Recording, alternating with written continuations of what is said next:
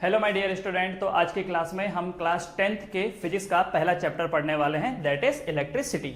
तो क्या क्या है इस चैप्टर में, एक बार आगे बढ़ने से पहले इसके टॉपिक्स को देख लेते हैं जो हम कवर अप करने वाले हैं। सबसे पहले इलेक्ट्रिक चार्जेस, दूसरा इलेक्ट्रिक करंट, तीसरा इलेक्ट्रिक पोटेंशियल, चौथा पोटेंशियल डिफरेंस, पांचवा Ohm's law, resistance, heating effect and electric power. तो ये वो सारे टॉपिक है जो हम इस चैप्टर में कवर अप करेंगे। ओके नाउ, अब जो आपके चैप्टर का नाम है इलेक्ट्रिक करंट, तो करंट क्या होता है उसके पहले हमें यह जानना होगा कि इलेक्ट्रिक चार्जेस क्या होते हैं। जैसे आपने सुना होगा इलेक्ट्रॉन के ऊपर नेगेटिव चार्ज होता है, प्रोटॉन के ऊपर पॉजिटिव चार्ज होता है। तो ये चार्ज क्या है, व्हाट आर दिस चार्ज? तो याद रखना ये जो चार्जेस हैं ये मैटर की एक प्रॉपर्टी है। ये जो चार्जेस हैं ये मैटर की एक प्रॉपर्टी है। जैसे अगर कोई इंसान है तो हम बोलते हैं ना कि यार ये बंदा बहुत इंटेलिजेंट है। तो इंटेलिजेंट क्या है, वो उसकी प्रॉपर्टी है, वो है वहां पर इसलिए वो इंटेलिजेंट है। अगर मान लो इंसान गायब हो जाए, लेट्स से वैक्यूम है, वो इंसान ही नहीं है, तो क्या इंटेलिजेंस ऐसे हवा में एग्जिस्ट कर सकती है? क्या आप बोल सकते हैं वो देखो मेरे को इंटेलिजेंस हवा में उड़ता हुआ नजर आ रहा है? ऐसा होता है क्या? नहीं होता। क्योंकि याद रखना कि ये जो इंटेलिजेंस है ये मैटर की प्रॉपर्टी है, ये उस इंसान की प्रॉपर्टी है। अब जरूरी नहीं कि वो इंसान है, हो सकता है कोई मशीन हो, कोई भी चीज हो सकती है, कोई जानवर हो सकता है, कोई भी चीज। पर याद रहे कि इंटेलिजेंस तभी है जब मैटर है, मैटर नहीं है तो इंटेलिजेंस नहीं है। ठीक है, तो इंटेलिजेंस हवा में एग्जिस्ट नहीं करती, वैसे ही चार्ज हवा में एग्जिस्ट नहीं करता। हवा का मेरा मतलब है वैक्यूम, क्योंकि हवा भी एक मैटर होता है ना। हवा क्या है, देखो हवा के पास भी मास होता है, हवा जो है वो भी स्पेस ऑक्यूपाई करती है, राइट? ये आपको पता होगा। ठीक है, तो मेरा हवा का कहने का मतलब फिलहाल क्या है, वैक्यूम। तो जैसे मान लो वैक्यूम हो गया, यहाँ पर सब गायब, आप अर्थ के बाहर चले गए और वहां पर आपने देखा कि कुछ भी एग्जिस्ट नहीं कर रहा, तो मैटर नहीं है। तो अगर मैटर नहीं है तो वहां पर आपको चार्जेस भी देखने को नहीं मिलेंगे, वहां पर आपको चार्जेस भी देखने को नहीं मिलेंगे। सो चार्जेस क्या है? Charges are the property of matter. तो बाय डेफिनेशन देखो क्या बता रखा है इलेक्ट्रिक चार्ज की। So electric charge is what? Electric charge is the property of matter. ये मैटर की प्रॉपर्टी है। तो अगर मैटर है तभी आपको चार्जेस देखने को मिलेंगे, अदरवाइज देखने को नहीं मिलेंगे। ठीक है, होता क्या इससे? So property of matter by which it can attract और रिपेल अनदर ऑब्जेक्ट। ये वो प्रॉपर्टी है जिसकी वजह से मैटर एक दूसरे को या तो अट्रैक्ट कर सकता है और या फिर रिपेल कर सकता है। ठीक है, अच्छा बचपन में वो कभी किया हो क्या? स्केल उठाया, सर में ऐसा रगड़ा और जो कागज के जो पेपर्स होते हैं छोटे छोटे उसको ऐसे लिफ्ट किया है कभी? क्यों हुआ वो? बिकॉज जब आपने उसको सर पे रगड़ा, स्केल को सर पे रगड़ा, तो हुआ क्या कि जो स्केल था वो चार्ज हो गया। अब हो सकता है स्केल के ऊपर पॉजिटिव चार्ज आया हो सकता है स्केल के ऊपर नेगेटिव चार्ज आया हो, कुछ तो हुआ इसके साथ कि ये चार्ज हो गया। ठीक है, अब ये चार्ज ऑब्जेक्ट जब आपने इसको पेपर के सामने रखा तो इसने पेपर को लिफ्ट कर दिया। तो ये जो अट्रैक्शन हुआ, इस अट्रैक्शन की वजह क्या है? इस अट्रैक्शन की वजह है चार्ज। ठीक है, so what are electric charges? Electric charge is the property of matter by which it can attract और रिपेल अनदर ऑब्जेक्ट। अच्छा बाय द वे, हम चार्ज क्यों पढ़ रहे हैं? क्योंकि चार्ज की बदौलत करंट बनता है। ठीक है, चार्ज से करंट बनता है, इसलिए पहले हमको चार्ज पता होना चाहिए कि क्या होता है। ऑलराइट, अच्छा इसके बाद क्या लिखा हुआ है? It is just a character. तो जैसे मैंने आपको बताया इंटेलिजेंस इज अ कैरेक्टर, वैसे ही चार्ज आर द वैसे ही चार्जेस जो है वो क्या है? कैरेक्टर है। ठीक है, अच्छा यूनिट ऑफ चार्ज की यूनिट क्या होती है? तो एक यूनिट होती है एम्पियर सेकेंड। कैसे आया वो हम आगे देखेंगे। ठीक है, और एक है कुलम्स। तो ज्यादातर हम लोग कुलम्स यूज करते हैं, एम्पियर सेकंड कौन लिखेगा? इसके बजाय हम लोग क्या लिख देते हैं? सिंपली कुलम्स, क्योंकि कुलम्स को हम सी से डिनोट करते हैं और अगर एम्पियर सेकंड लिखेंगे तो इतना बड़ा हमको लिखना पड़ेगा। ऑलराइट, इसलिए हम लोग चार्जेस को या तो एम्पियर सेकंड बोल सकते हैं या तो कुलम्स बोल सकते हैं। जैसे आपने देखा होगा फोर्स का यूनिट क्या होता है? फोर्स का यूनिट होता है केजी मीटर पर सेकंड स्क्वायर। अब इतना लंबा चौड़ा कौन लिखे? तो लोग क्या बोलते हैं? न्यूटन लिख दो, तो न्यूटन को भी सम्मान मिल जाएगा और इतना बड़ा भी आपको लिखना नहीं पड़ेगा। तो वैसे यहाँ पर एम्पियर सेकंड नहीं लिखना चाहते तो आप उसको कुलम्स लिख सकते हो। ठीक, अच्छा तो ये तो हो गया यूनिट। अच्छा दूसरी चीज क्या बोल रखी है कि it is a scalar quantity. आपको मालूम होगा कि स्केलर क्वांटिटीज वो जिसमें मैग्नीट्यूड होता है, डायरेक्शन मायने नहीं रखता, वो स्केलर क्वांटिटीज है। एंड वेक्टर क्वांटिटी कौन होती है? जिसमें मैग्नीट्यूड के साथ साथ आपको डायरेक्शन भी देखना पड़ता है। ऑलराइट, अच्छा चार्जेस स्केलर क्वांटिटी है, क्यों? क्योंकि चार्ज क्या है? एक कैरेक्टर है। कैरेक्टर का कोई डायरेक्शन होता है क्या? अगर मैं बोलूं कि ये जो इंसान है ये बहुत इंटेलिजेंट है, तो आप ऐसा पूछोगे क्या? अच्छा इंटेलिजेंट है, किस डायरेक्शन में इंटेलिजेंट है? नॉर्थ की तरफ इंटेलिजेंट है या साउथ की तरफ? ऐसा पूछोगे क्या? नहीं ना, क्योंकि जो कैरेक्टर है वो है। अब जैसे कोई ऑब्जेक्ट है या कोई इंसान है, उसका अपना वजन है, तो वजन भी तो एक कैरेक्टर है। मेरा वजन है सर्टेन मतलब लेट्स से मेरा 70 kg वजन है। ठीक है, तो वो क्या है? वो मेरा एक टाइप का कैरेक्टर है, वो एक टाइप का मेरा कैरेक्टर है। हो सकता है किसी का वजन कुछ और हो, किसी का कुछ और हो, तो सबका कैरेक्टर मास वाइज में बोल रहा हूं, तो सबका कैरेक्टर यहाँ पर क्या है? अलग अलग है। तो अगर आप मेरे से पूछोगे कि सर आपका मास कितना है, तो मैं बोलूंगा 70 किलो। क्या मुझे डायरेक्शन बताने की जरूरत है कि 70 kilo toward east, toward west, ऊपर नीचे? नहीं ना, क्योंकि ये कैरेक्टर है, इसमें डायरेक्शन बताने की आपको जरूरत नहीं पड़ती है। ठीक है, इसलिए याद रखना it is a scalar quantity. जबकि आपको पता होगा फोर्स, जो हम बोलते हैं ना फोर्स, धक्का, it is a vector quantity, क्योंकि जब भी मैं आपको बोलूंगा कि धक्का दो तो पहला सवाल तो ये रहेगा कि कितना धक्का देना है, और दूसरा सवाल ये रहेगा किसको देना है। किसको देना मतलब डायरेक्शन मांग रहे हो आप कि किधर देना है, किसको देना है, राइट। तो जहां पर मैग्नीट्यूड के साथ साथ डायरेक्शन भी देखा जाता है वो क्या होती है, वेक्टर क्वांटिटीज, और जहां पर सिर्फ मैग्नीट्यूड देखा जाता है दैट इज स्केलर क्वांटिटी। तो क्योंकि चार्ज क्या है, एक कैरेक्टर है, एक प्रॉपर्टी है मैटर की, तो इस वजह से ये एक स्केलर क्वांटिटी होती है। ऑलराइट, अच्छा थोड़ी देर पहले जैसे मैंने आपको बोला था कि जो हमारे पास इलेक्ट्रॉन होते हैं, ये इलेक्ट्रॉन का सिंबल होता है, इलेक्ट्रॉन के ऊपर क्या होता है, नेगेटिव चार्ज, इलेक्ट्रॉन के ऊपर होता है नेगेटिव चार्ज, पर कितना होता है, तो चार्ज होता है -1.6 into 10 to the power -19 coulomb, ठीक है। अच्छा, ये आप लोग आई थिंक केमिस्ट्री में भी पढ़ रखे होंगे। दूसरा proton, this is proton. Proton का चार्ज कितना होता है, प्रोटॉन के ऊपर आप चाहो तो प्लस डाल सकते हो या रहने दे सकते हो, कोई ऐसा पंगा नहीं है, बस आपको पता होना चाहिए कि आप प्रोटॉन के बारे में जिक्र कर रहे हो, ठीक है। और जो आप अगर एग्जाम में लिख रहे हो तो एग्जामिनर को पता होना चाहिए कि आप प्रोटॉन के बारे में बोल रहे हो, ठीक है। तो प्रोटॉन का चार्ज क्या होता है, पॉजिटिव, और कितनी वैल्यू होती है, +1.6 into 10 to the power -19 coulombs, ठीक है। देखो कूलम किसकी यूनिट है, चार्ज की यूनिट है, तो इलेक्ट्रॉन के ऊपर ये चार्ज होता है, प्रोटॉन के ऊपर ये चार्ज होता है। अब मेरा एक सवाल है आपसे कि बताओ किसका चार्ज जाता है, इलेक्ट्रॉन का चार्ज जाता है या प्रोटॉन का चार्ज जाता है। तो आपने देखा 1.6 into 10 to the power 19, 1.6 into 10 to the power -19, 1.6 into 10 to the power -19। अब यहां पर कुछ बच्चे क्या बोलेंगे कि सर ये कम है और ये ज्यादा है, ऐसा बोलेंगे कि प्रोटॉन का चार्ज ज्यादा है सर क्योंकि वो प्लस में है, और इलेक्ट्रॉन का चार्ज कम है क्योंकि वो माइनस में है, क्योंकि मैथ्स में हमने पढ़ा था कि जो प्लस वाले नंबर होते हैं वो माइनस वाले से बड़े होते हैं। सर देखो हमने पढ़ा था कि +5 इज ग्रेटर देन -5, ये हमने पढ़ा था भाई, वो आपने मैथमेटिक्स में पढ़ा। यहां पर प्लस और माइनस का सिंपली मतलब है नेचर, प्लस और माइनस का सिंपली मतलब क्या है यहां पर, नेचर। अगर ये किसी चीज को हां बोलता है, प्रोटॉन अगर किसी चीज को हां बोलता है तो इलेक्ट्रॉन उस चीज को ना बोलेगा, ठीक है, इलेक्ट्रॉन उस चीज को ना बोलेगा। और अगर प्रोटॉन किसी चीज को ना बोलता है तो इलेक्ट्रॉन उस चीज को हां बोलेगा, बस इतना ही मतलब है। प्रोटॉन बोलेगा कि मैं ईस्ट की तरफ जा रहा हूं तो ये बोलेगा, इलेक्ट्रॉन बोलेगा मैं वेस्ट की तरफ जा रहा हूं, मतलब दोनों जो भी काम करेंगे वो एक दूसरे से उल्टा करेंगे, इसलिए एक का प्लस और एक का माइनस है, ठीक है। हो सकता है, देखो अभी तो ये प्रथा बन चुकी है कि हम इलेक्ट्रॉन के चार्ज को प्लस बताते हैं, अभी ये प्रथा बनी है, लेकिन जब ये चीजों के बारे में रिसर्च हो रही थी उस टाइम पे अगर किसी ने प्रोटॉन का चार्ज माइनस डाल दिया होता तो ऑटोमेटिकली इलेक्ट्रॉन का चार्ज क्या हो जाना चाहिए था, प्लस। तो अगर तो ऐसे केस में लोग बोलते हैं कि ये ज्यादा है और ये कम है, ऐसा नहीं है। तो ध्यान रखना, प्लस और माइनस सिंपली ये बताते हैं कि दोनों का जो नेचर है वो क्या है, अलग अलग है, ठीक है। अच्छा, एक और चीज, इलेक्ट्रॉन का मास कितना होता है और प्रोटॉन का मास कितना होता है। तो जो इलेक्ट्रॉन का मास होता है, देखो ये तो हो गया चार्ज, ठीक है, ये तो हो गया चार्ज। इलेक्ट्रॉन का मास कितना होता है, तो इलेक्ट्रॉन का मास होता है 9.1 into 10 to the power -31 kg। और इसका मास कितना होता है प्रोटॉन का, तो प्रोटॉन का मास होता है 1.66 into 10 to the power -27 kg। क्या ये याद रखना है, याद रखो तो ठीक, ना याद रखो तो भी चलेगा, क्योंकि फिलहाल ऐसे कोई क्वेश्चन नहीं जहां पर मास का जिक्र हो रहा हो, जस्ट एक एक्स्ट्रा इंफॉर्मेशन के लिए मैं आपको बता रहा हूं। अच्छा, इलेक्ट्रॉन का मास, अब आप जब इसको देखते तो आपको समझ में नहीं आता है कि कौन कैसा है, क्योंकि हमको पावर नोटेशन उतना दिमाग में बैठता नहीं है। तो मैं एक काम करता हूं, मैं मास का रेशियो बताता हूं, ठीक है। मास का जो रेशियो है ये मैं आपको बताता हूं क्या है। अगर इलेक्ट्रॉन का मास 1 है, अगर इलेक्ट्रॉन का मास 1 है तो प्रोटॉन का मास होता है 1836, ठीक है। कितना, अगर इलेक्ट्रॉन का मास 1 है तो प्रोटॉन का मास कितना है, 1836। इसका मतलब अगर प्रोटॉन 1 किलो का है, अगर प्रोटॉन 1 किलो का है तो अगर इलेक्ट्रॉन 1 किलो का है तो जो ये प्रोटॉन है, ये जो प्रोटॉन है ये 1836 केजी का है, ठीक है। कितना है ये, 1836 केजी। सोचो अगर इलेक्ट्रॉन इतना सा है, 1 किलो इतना सा ही होता है नॉर्मली, अच्छा लोहा है तो थोड़ा कम होगा, बट नॉर्मली जो 1 किलो कोई सब्जी पकड़ लो, कोई सब्जी पकड़ लो, जैसे कोई कैबेज, ठीक है, गोभी पकड़ लो, पत्ता गोभी या फूल गोभी, जो भी, वो 1 किलो का इतना बड़ा होता है। तो ये 1 किलो है और ये कितना है उस हिसाब से 1836 का मतलब एक ट्रक के वजन जितना है। तो सोचो प्रोटॉन कितना बड़ा होता है इलेक्ट्रॉन के मुकाबले, ठीक है।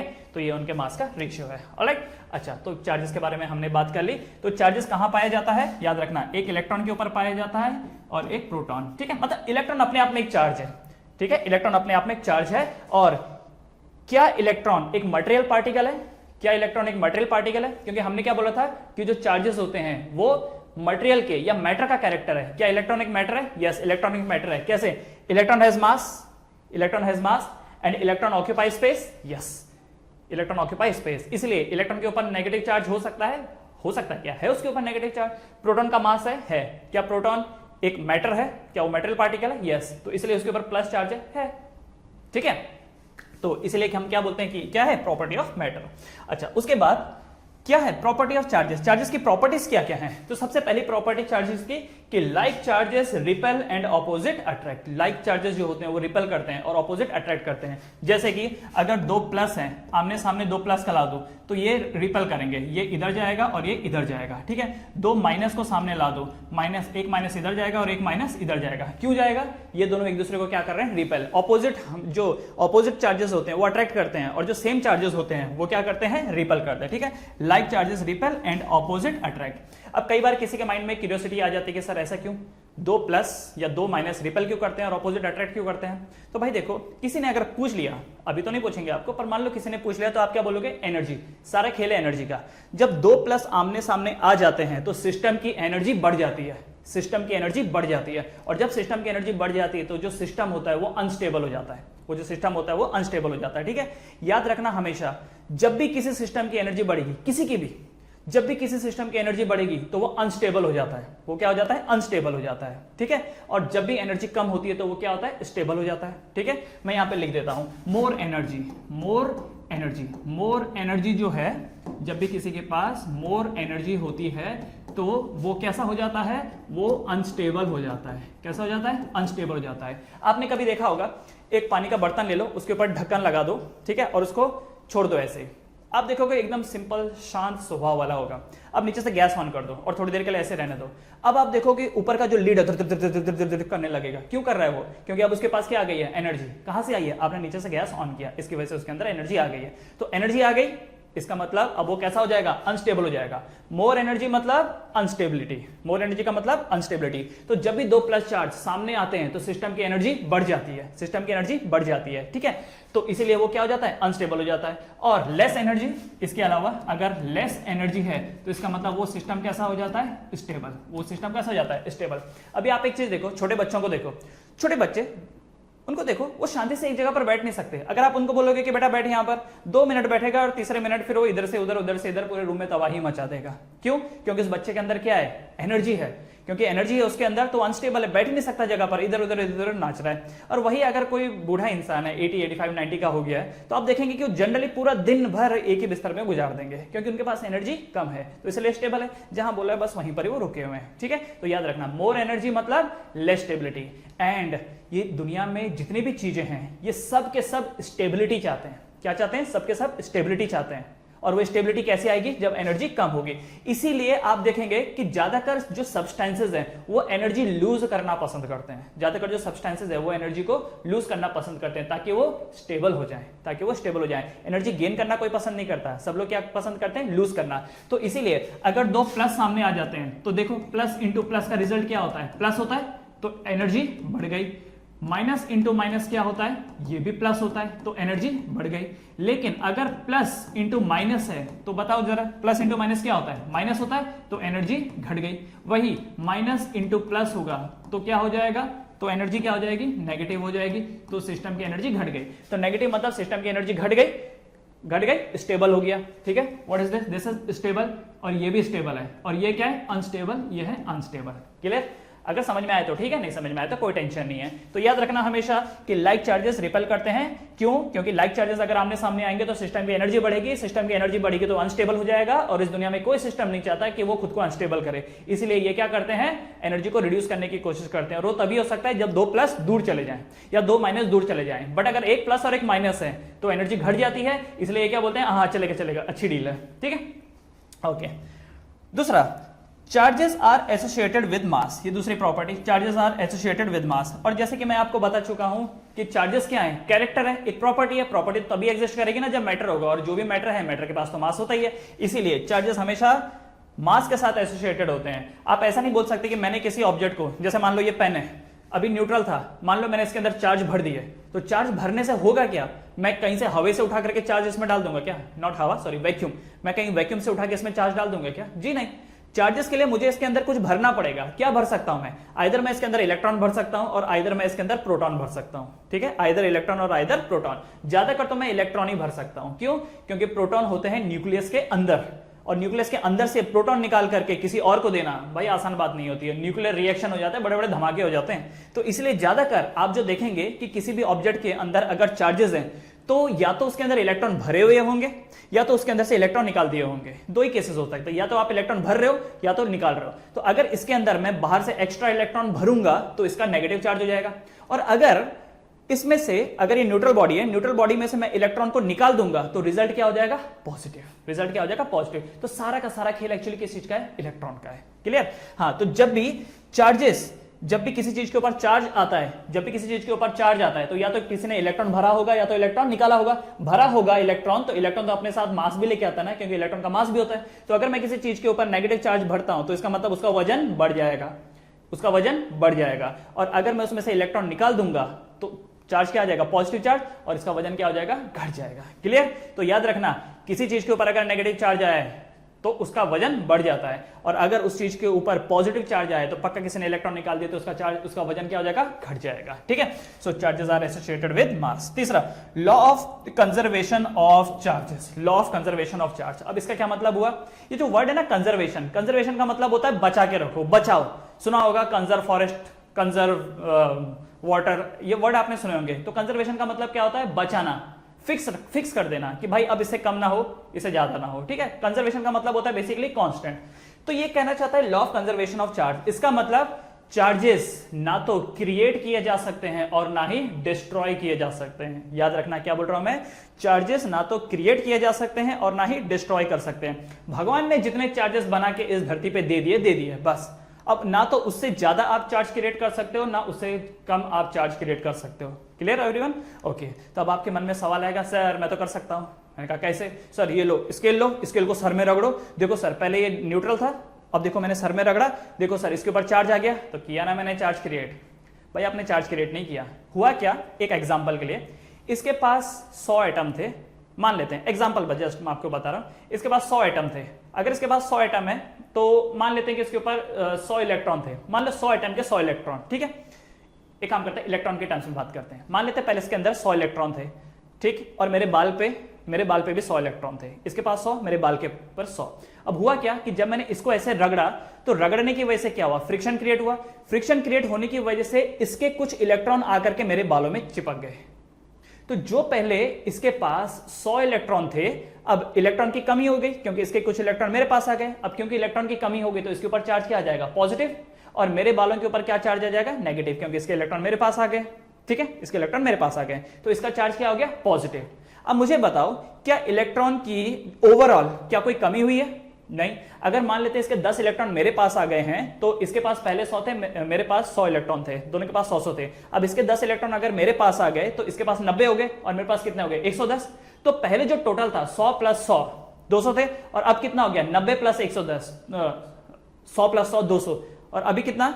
90 प्लस 110 कितने हो गए? ये 200। तो पहले भी टोटल सम 200 था, अभी भी टोटल सम 200 है।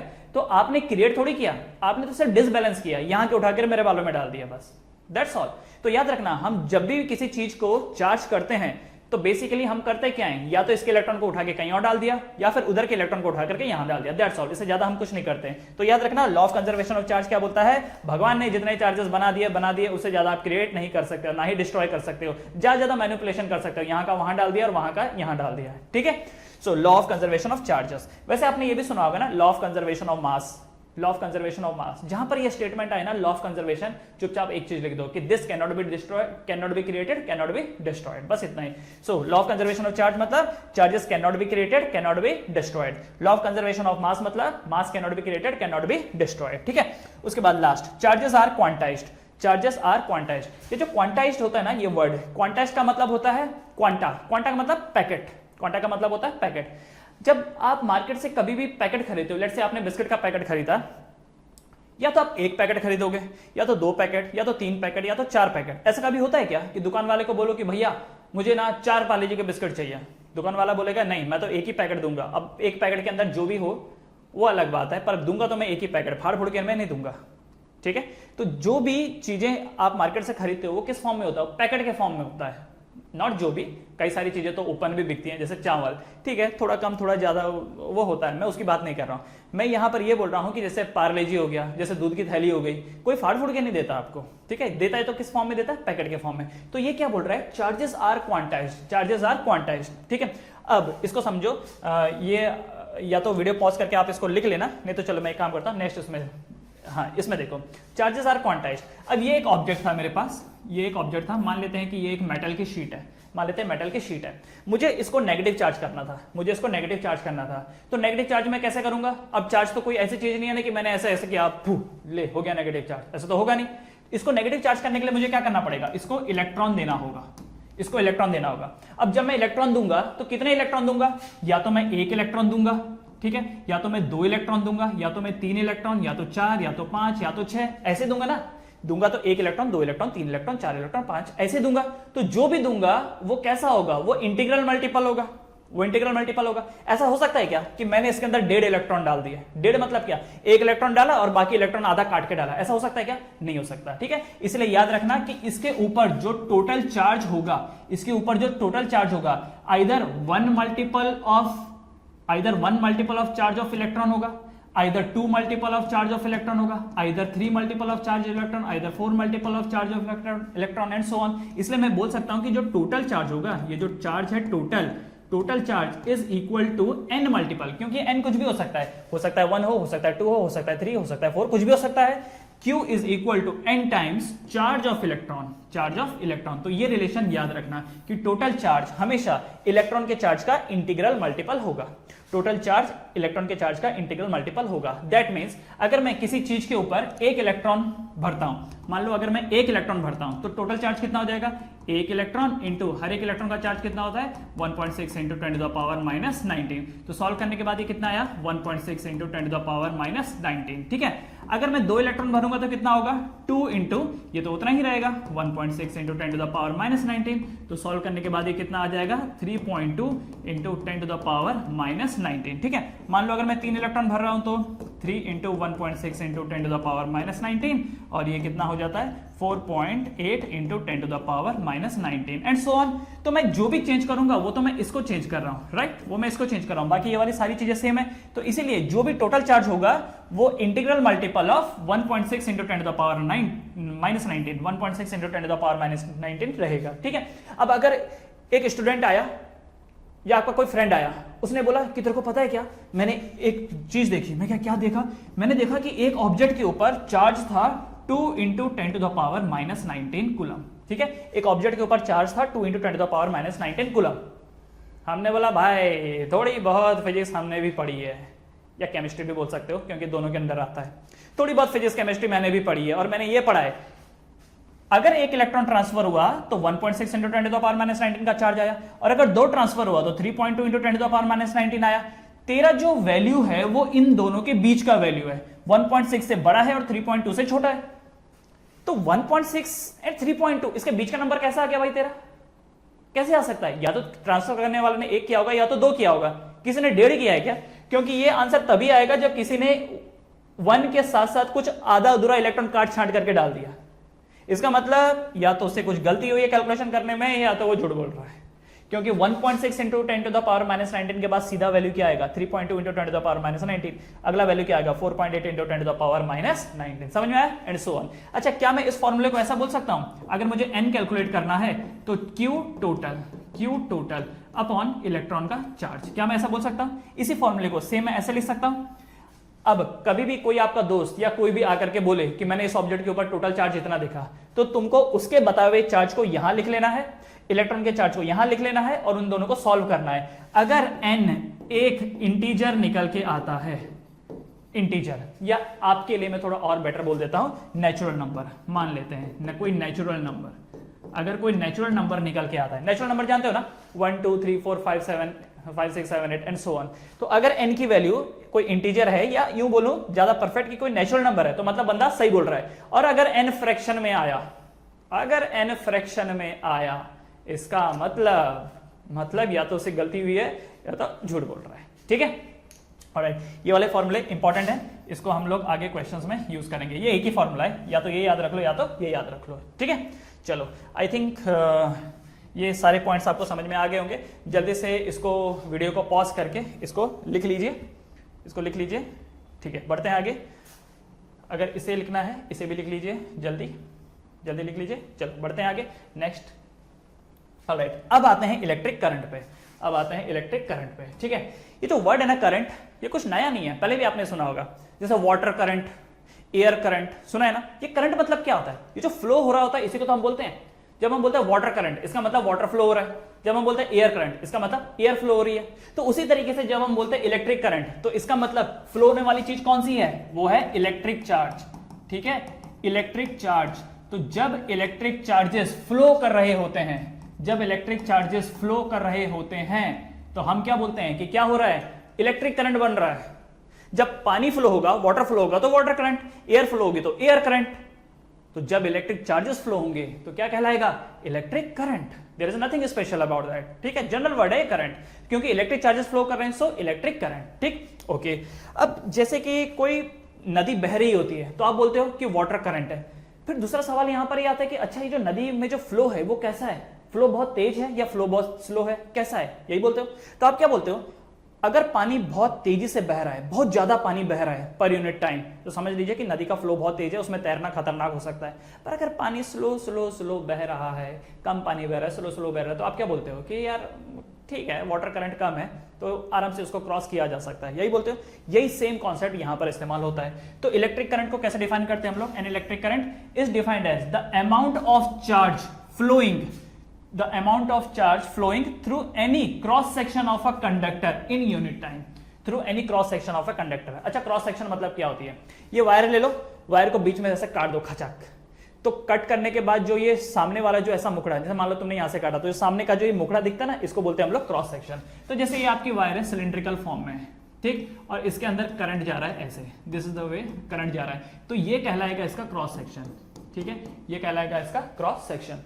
तो याद रखना, वायर के किसी भी क्रॉस सेक्शन में, ये वायर है, वायर के किसी भी क्रॉस सेक्शन में, मतलब ये तुम्हारा पॉइंट है जहां पे तुम ऑब्जर्व कर रहे हो, इस पॉइंट पे तुम ऑब्जर्व कर रहे हो, या हो सकता है इस पॉइंट पे ऑब्जर्व कर रहे हो, या हो सकता है किसी भी पॉइंट पे। तो मान लो तुम इस पॉइंट पे ऑब्जर्व कर रहे हो, तुमने जब यहां पर ऑब्जर्व किया, यहां पे ऐसा वो लगाया, कैमरा लगाया, तो तुमको पता चला कि इतने इतने चार्ज मूव कर रहे हैं। मान लो 100 कूलम्ब ऑफ चार्ज इस पॉइंट से मूव किए 2 सेकंड में, कितने? मान लेते हैं कि 100 कूलम्ब ऑफ चार्ज मूव किए 2 सेकंड में यहां से, तो करंट कितना हुआ?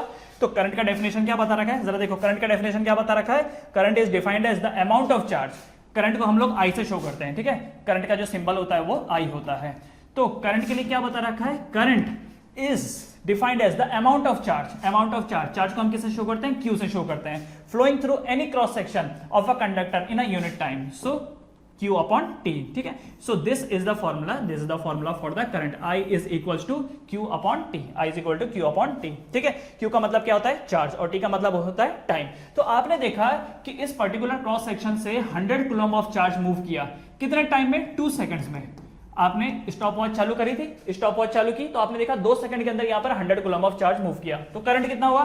सो I इक्वल टू, चार्ज की जगह पर क्या डालोगे? 100 कूलम्ब, और T की जगह पर क्या डालोगे? 2 सेकंड। तो सॉल्व करने के बाद ये कितना होगा? 250। तो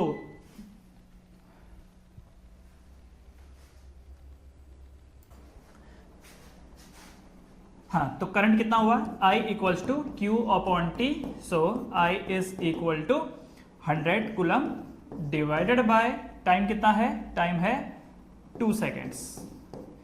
एक्चुअली बीच में लाइट चली गई थी, तो जो लिखा हुआ था सब मिट गया, ठीक है।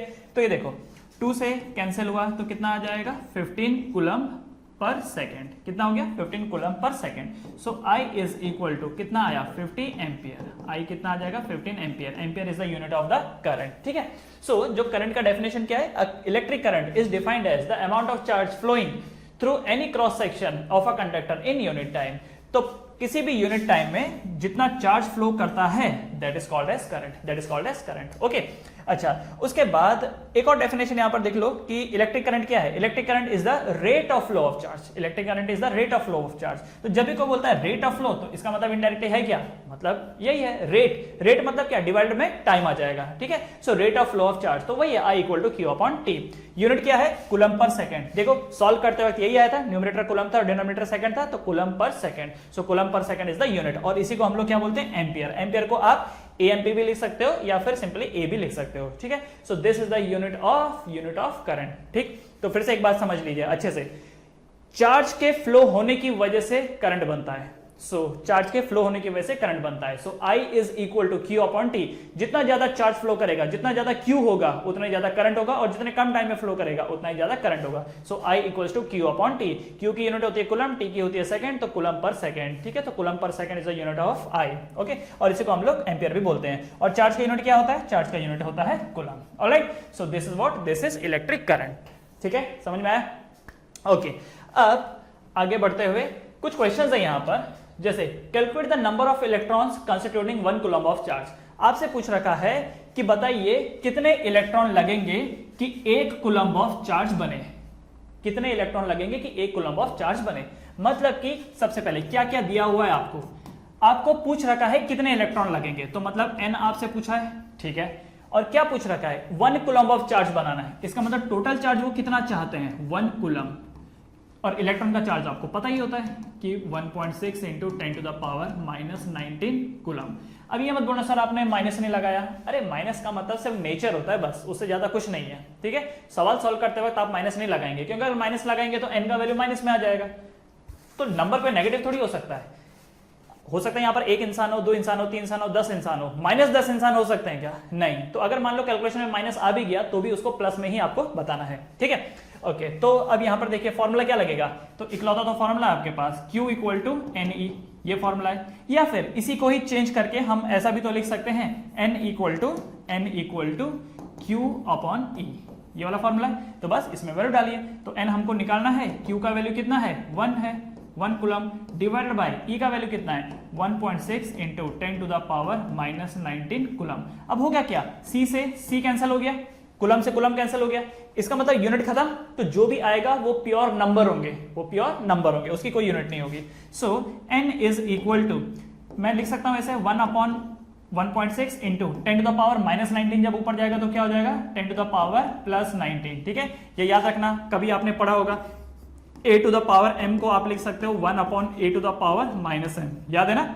जो चीज, जो पावर ऊपर पॉजिटिव है वही पूरा नीचे आके के बाद पावर क्या हो जाती है? नेगेटिव हो जाती है। तो अगर नीचे कोई पावर नेगेटिव है तो उसको ऊपर लेके जाओ तो पावर पॉजिटिव हो जाएगी। तो ये आया। अच्छा, उसके बाद इसको सॉल्व करेंगे। 1 डिवाइडेड बाय 1.6 कितना होता है? आई थिंक ये वाली वैल्यू होती है 0.625। ठीक है, into 10 to the power plus 19। अब एक काम करो, पॉइंट को एक डिजिट इधर कर दो। तो जब आप एक डिजिट इधर करोगे तो ये 0.625 का क्या बन जाएगा? 6.25 इंटू 10 टू द पावर। अब एक चीज नोटिस करो, तुमने 0.625 को 6.25 किया, मतलब तुमने बढ़ाया उसको। अगर तुमने इसको बढ़ाया है तो तुमको इसको घटाना पड़ेगा। तो ये 10 टू द पावर 19 है, तो इसको घटाओगे तो क्या हो जाएगा? 10 टू द पावर 18। ठीक है, अच्छा, घटाने का मतलब आपके मन में आ सकता है कि सर 18 क्या, आप इसको 17 भी कर सकते थे, 16 भी कर सकते थे। एक डिजिट से क्यों किया? क्योंकि मैंने पॉइंट के बाद यहां पर एक डिजिट से इसको बढ़ाया है। 0.6 का मैंने 6 पॉइंट बनाया, तो एक डिजिट से किया है। तो अगर मैंने इसको एक डिजिट से बढ़ाया है तो इसको एक डिजिट से ही घटाऊंगा। ऐसा नहीं कि यहां कुछ और कर रहे हो, यहां कुछ और कर रहे हो। ठीक है, एक एग्जांपल से ऐसा समझ लीजिए। मान लीजिए ऐसा है 1 2 3 4 into 10 to the power let's say 10 है। अगर मैं 1.234 को 12.34 करूं तो मैंने पॉइंट को एक डिजिट से शिफ्ट किया। पहले 1 पॉइंट था, अब ये 12 पॉइंट है। तो ये वाला जो नंबर है ये बढ़ गया ना, ये वाले नंबर को मैंने बढ़ाया। पहले तो ये छोटा नंबर था, कौन ज्यादा बड़ा नंबर है? 1.2 बढ़ाया या 12 पॉइंट बढ़ाया? ऑब्वियसली 12 पॉइंट बढ़ाया। तो पॉइंट को मैंने एक डिजिट से शिफ्ट किया, इसको एक डिजिट से बढ़ाया, तो इसको एक डिजिट से कम करूंगा, तो 10 का क्या हो जाएगा? 9। मान लो मैंने पॉइंट को और एक किया होता, 1 2 3.4 अगर मैंने किया होता, तो मैंने एक और डिजिट से इसको बढ़ा दिया, तो इसको एक और डिजिट से मैं कम कर दूंगा। समझ में आया? तो जितना आप इसको बढ़ाएंगे उतना ही आप इसको कम करेंगे। ठीक, अच्छा, इसका उल्टा, मान लो पॉइंट को मैं इधर शिफ्ट कर रहा हूं, मान लो पॉइंट को मैं इधर शिफ्ट कर रहा हूं और मैंने इसको ऐसा बना दिया 0.1234, तब क्या होगा? 0.1234, तब क्या होगा? इसको थोड़ा सा ऊपर मैं यहां पे लिख देता हूं, या चलो इधर लिख देता हूं मैं 0.1234। अगर मैंने ऐसे किया तब क्या होगा? तो एक चीज देखो, पॉइंट को मैंने इधर शिफ्ट किया तो मतलब मैंने इस नंबर को और छोटा कर दिया, एक डिजिट से और छोटा कर दिया। तो अगर मैंने इस नंबर को एक डिजिट से छोटा कर दिया तो इसको एक डिजिट से बढ़ा दूंगा, तो ये कितना हो जाएगा? 10 टू द पावर 11। समझ में आया? मान लो पॉइंट को और इधर शिफ्ट कर दो, तो 0.01234, तो एक डिजिट से मैंने और छोटा कर दिया, तो इसको मैं और एक डिजिट से बढ़ा दूंगा। ठीक है, तो इस वे में आप नंबरों को ऑपरेट करते हो, साइंटिफिक नोटेशंस को ऑपरेट करते हो। ठीक है, तो इसका मतलब यहां पर जो आपका आंसर है वो कितना है? ये कि आपको 6.25 इंटू 10 टू द पावर 18 इतने इलेक्ट्रॉन चाहिए होंगे, तब जाकर के 1 कूलम ऑफ चार्ज बनता है। तब जाके 1 कूलम्ब ऑफ चार्ज बनता है। अब ये सोचो ये नंबर कितना बड़ा है, कितना बड़ा है पता है क्या? 625 1 2 3 4 5 6 7 8 9 10 11 12 13 14 15 16। जब इतने इलेक्ट्रॉन आते हैं, याद रखना, जब इतने इलेक्ट्रॉन एक सेकंड में गुजरते हैं, जब इतने इलेक्ट्रॉन एक सेकंड में गुजरते हैं, तब जाके 1 कूलम्ब ऑफ चार्ज बनता है। तो ये जो 1 कूलम्ब ऑफ चार्ज बोलते हैं ना, ये कोई छोटा मोटा अमाउंट नहीं है, बहुत बड़ा अमाउंट है। 1 एम्पियर करंट बहुत ज्यादा होता है। जब एक सेकंड में ये इतने इलेक्ट्रॉन गुजरे, कितने इलेक्ट्रॉन है ये ओके, ये तो हो गया करोड़, जितना भी है ये हो गया करोड़। अब करोड़ में भी क्या, करोड़ मतलब 6,25,000 नहीं कितना ये 62500 62,500 62,500 करोड़ इलेक्ट्रॉन, 62,500 करोड़ इलेक्ट्रॉन जब एक साथ गुजरे एक सेकंड में, तब जाकर के 1 कूलम्ब ऑफ चार्ज बनता है। नहीं, गुजरेंगे तो करंट कहलाएगा वो। जब इतने सारे इलेक्ट्रॉन एक सेकंड में गुजरते हैं, तब क्या बनाते हैं वो? 1 एम्पियर का करंट। ठीक है, समझ में आया? तो जल्दी से इसको कॉपी कर लीजिए, बढ़ते हैं आगे नेक्स्ट क्वेश्चन पे। Okay, next question, 0.8 coulomb of charge flow in 4 second in a wire, calculate the current in the circuit. अच्छा, कई बार क्या है ना, वर्ड प्रॉब्लम कैसे करते हैं वो स्टूडेंट्स के समझ में नहीं आता। तो याद रखना, वर्ड प्रॉब्लम जब भी आप करो तो उसमें 3 चीजें आपको देखनी है। पहली चीज आपको देखनी है कि क्या आपको वर्डिंग समझ में आ रहा है कि नहीं आ रहा है, कि क्या लिखा हुआ है, क्या कहना चाह रहा है। नहीं समझ में आ रहा है तो मतलब इंग्लिश का प्रॉब्लम है, नहीं समझ में आ रहा है तो इंग्लिश का प्रॉब्लम है। तो देखो कि क्या जो लिखा हुआ है वो मेरी समझ में आ रहा है कि नहीं आ रहा है। जैसे क्या लिखा हुआ है, 0.8 coulomb of charge flow in 4 second. Okay, मतलब कि 4 सेकंड में 0.8 कूलम्ब चार्ज फ्लो कर रहा है। ठीक है, इन अ वायर के अंदर। ओके, कैलकुलेट द करंट, आपसे करंट पूछ रहा है, तो क्वेश्चन समझ में आया ना, इसका मतलब इंग्लिश का प्रॉब्लम नहीं है, अगर समझ में आ गया तो। ठीक है, हमको डाइसेक्ट करना बहुत जरूरी है कि प्रॉब्लम एक्चुअली कहां है। जब हम बोलते हैं ना कि ये मेरी गाड़ी खराब हो गई है, अब ये बेकार हो गई है, अरे भाई देख तो सही प्रॉब्लम कहां है, हो सकता है कोई छोटी मोटी प्रॉब्लम हो। ठीक है, तो हमको क्या करना है, देखना है कि किस जगह पर प्रॉब्लम है, हमको देखना है कि किस जगह पर प्रॉब्लम है और उसको ठीक करना है। अब पता चला कि यार कहीं पर एक छोटा सा वो हो गया है, कार्बोरेटर में कचरा फंस गया और उसकी वजह से तुमने पूरी गाड़ी को खराब कर दिया, खराब बोल दिया, तो भाई वो तो सही चीज नहीं है ना। देखो प्रॉब्लम कहां पर है। तो पहली प्रॉब्लम क्या हो सकती है कि क्वेश्चन ही समझ में नहीं आया, मतलब इंग्लिश का प्रॉब्लम है, तो इंग्लिश के ऊपर वर्कआउट करना पड़ेगा आपको। ठीक है, मोर एंड मोर रीडिंग करो चीजों को, जो न्यूज़पेपर होते हैं ये सब जो होता है उनको कोशिश करो, तभी जाके इंग्लिश इंप्रूव होगी। ठीक है, दूसरा चीज ये हो गया कि जो ये इनपुट्स हैं, जो ये इनपुट है वो हमको पता नहीं चलता कि क्या दिया हुआ है, इनपुट का प्रॉब्लम है। और फिर आगे चल करके फॉर्मूला क्या लगेगा उसका प्रॉब्लम है। इनपुट का प्रॉब्लम है कि इनपुट ही पता नहीं चल रहा है। ठीक है, तो इनपुट नहीं पता चल रहा है, इनपुट के लिए क्या करो, यूनिट चेक करो। अब जैसे आपको पता है कि कूलम किसकी यूनिट है, चार्ज की। कूलम किसकी यूनिट है, चार्ज की। तो अगर किसी का यूनिट कूलम दिया हुआ है तो मतलब वो चार्ज है। 0.8 कूलम दिया ना, इसका मतलब ये क्या चीज है, ये चार्ज है, मिल गया। सेकंड किसका यूनिट है, टाइम का, मतलब ये टी है। समझ में आया? क्या पूछा गया, करंट, मतलब आपसे आई पूछा गया, तो बस इनपुट पता चल गया। ओके, इनपुट का प्रॉब्लम खत्म हो गया। अब दूसरा फॉर्मूला, चलो मैं एक काम करता हूं, इस फॉर्मूले को नीचे लिख देता हूं ताकि एक एक करके आपको सारी चीजें पता चले। तो इनपुट समझ में आ गया। अब तीसरा चीज देखो, फॉर्मूला। क्या मुझे फॉर्मूला पता चल पा रहा है, क्या मुझे फॉर्मूला याद है जिसमें आई आता हो, क्यू आता हो, टी आता हो, क्या मुझे फॉर्मूला याद है? हाँ, मुझे फॉर्मूला याद है। क्या फॉर्मूला है? फॉर्मूला है हमारे पास I is equal to Q upon T. Okay, मुझे फॉर्मूला याद आ गया, करेक्ट। और अगर फॉर्मूला याद नहीं आ रहा है तो भाई वो तो प्रैक्टिस की कमी है। अब फॉर्मूला खुद ही थोड़ी ना दिमाग में आएगा, करना पड़ेगा ना याद। तो ये वाला जो खेल है तीसरा वाला, वो तो मेमोरी का खेल कि याद करना ही पड़ेगा भाई। ठीक है, एंड जो चौथा प्रॉब्लम है वो ये होता है कि क्या आपके कैलकुलेशन सही हैं कि नहीं है, क्या आपने कैलकुलेशंस को सही किया है कि नहीं है। कई बार स्टूडेंट क्या करता है, ये तीनों चीजें तो बहुत अच्छे से कर लेता है, कैलकुलेशन करते वक्त गड़बड़ कर देता है। प्लस का माइनस बना दिया, मल्टीप्लाई का डिवाइड बना दिया, यहां पे लिखना था 6 तो 6 को ऐसा लिख दिया इतना बड़ा कि ये 0 दिखने लगा। तो ये सब मिस्टेक मत करो भाई, क्योंकि इसकी वजह से क्या होगा, पूरा सवाल गलत होगा। और अगर तुम ओवरऑल देखो तो तुमको तो यही लगेगा ना कि यार मेरे से तो हो ही नहीं रहा है, क्योंकि मेरे आंसर तो मैच ही नहीं कर रहे। तुम पूरा ओवरऑल देख रहे हो, पूरा ओवरऑल नहीं, डाइसेक्ट करो क्वेश्चन को कि मेरे इंग्लिश का प्रॉब्लम है, मेरे इनपुट का प्रॉब्लम है, मेरे फॉर्मूला का प्रॉब्लम है, मेरे कैलकुलेशन का प्रॉब्लम है। ठीक है, फॉर्मूले के प्रॉब्लम को कैसे सुलझाओगे, मेमोरी याद करो। ठीक है, याद करो भाई। इनपुट कैसे सुलझाओगे, यूनिट चेक करो। इंग्लिश कैसे सुलझाओगे, रीड करो, रीडिंग की आदत डालो, रीडिंग। एकदम परोसा हुआ मत दो कि कब इंग्लिश वाले सर आएंगे, वो तुमको एक एक वर्ड का वो समझाएंगे, लाइन का मतलब समझाएंगे, तब तुम करोगे। नहीं भाई, थोड़ा एफर्ट हमको खुद को भी डालना पड़ेगा। तो रीडिंग करो तो इंग्लिश सुधरेगी, यूनिट देखो तो इनपुट, मेमोरी, तो ये फॉर्मूला और कैलकुलेशन के लिए तो भाई बहुत सारी चीजें मायने रखती हैं। सबसे पहले तो मन शांत होना चाहिए जब आप कैलकुलेशन करोगे। तो अब तुम इससे भी बातें कर रहे हो, उससे भी बातें कर रहे हो, डिस्ट्रैक्ट हो रहे हो, तो आंसर तो ऑब्वियसली तुम्हारा गलत ही आएगा। ठीक है, तो जब भी आप कैलकुलेशन करो तो एकदम पीसफुल माइंड से, avoid any kind of distraction. ठीक है, डिस्ट्रैक्शन, तभी जाकर के आपके कैलकुलेशन सही होंगे। वरना पता चला कि सब कुछ सही है पर एक छोटे से डिस्ट्रैक्शन की वजह से पूरा गड़बड़। ठीक, ओके। तो अब हमको समझ में आ गया I = Q/T लगेगा।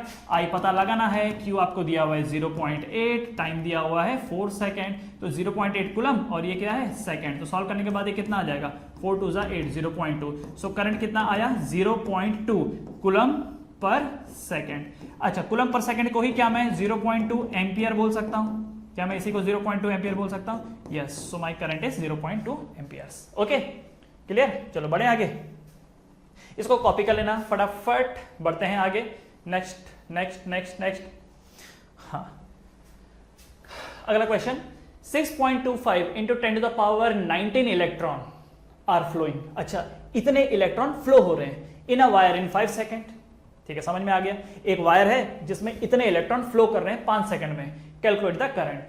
ठीक, समझ में आ गया, हमको करंट पूछा गया है, इतने इलेक्ट्रॉन फ्लो कर रहे हैं 5 सेकेंड में। क्या क्या डाटा हमारे पास है, क्या क्या इनपुट है। 5 सेकंड मतलब क्या, ये टाइम है। सेकंड किसकी यूनिट होती है, टाइम की।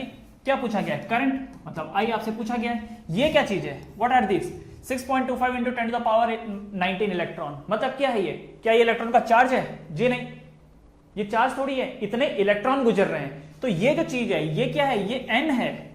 एन का मतलब क्या था, याद है वो वाला formula, Q = NE। Q = NE में ये टोटल चार्ज होता था, टोटल चार्ज। ये क्या होता था, इलेक्ट्रॉन का चार्ज, इलेक्ट्रॉन का चार्ज। ठीक है, और ये क्या होता था, नंबर ऑफ इलेक्ट्रॉन। ये क्या होता था, नंबर ऑफ इलेक्ट्रॉन। तो इसका मतलब ये n है, समझ में आया, ये n है। तो आपसे पूछ रखा है करंट। ठीक है, ये n चीज है, ये n है। तो अब मुझे बताओ करंट का क्या फॉर्मूला आपके पास। करंट का एक ही फॉर्मूला है, I = Q/T।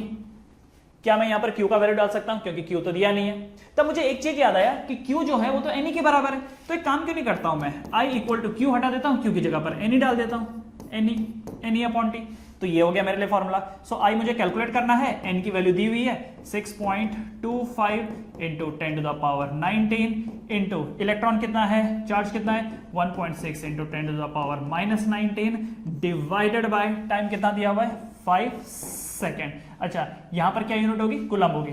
यहां की यूनिट क्या होगी, कूलम होगी। क्यों, एन की तो कोई यूनिट नहीं होती और इलेक्ट्रॉन के चार्ज की यूनिट क्या होती है, कूलम्स। ठीक है, अब इसको सॉल्व करके देख लो।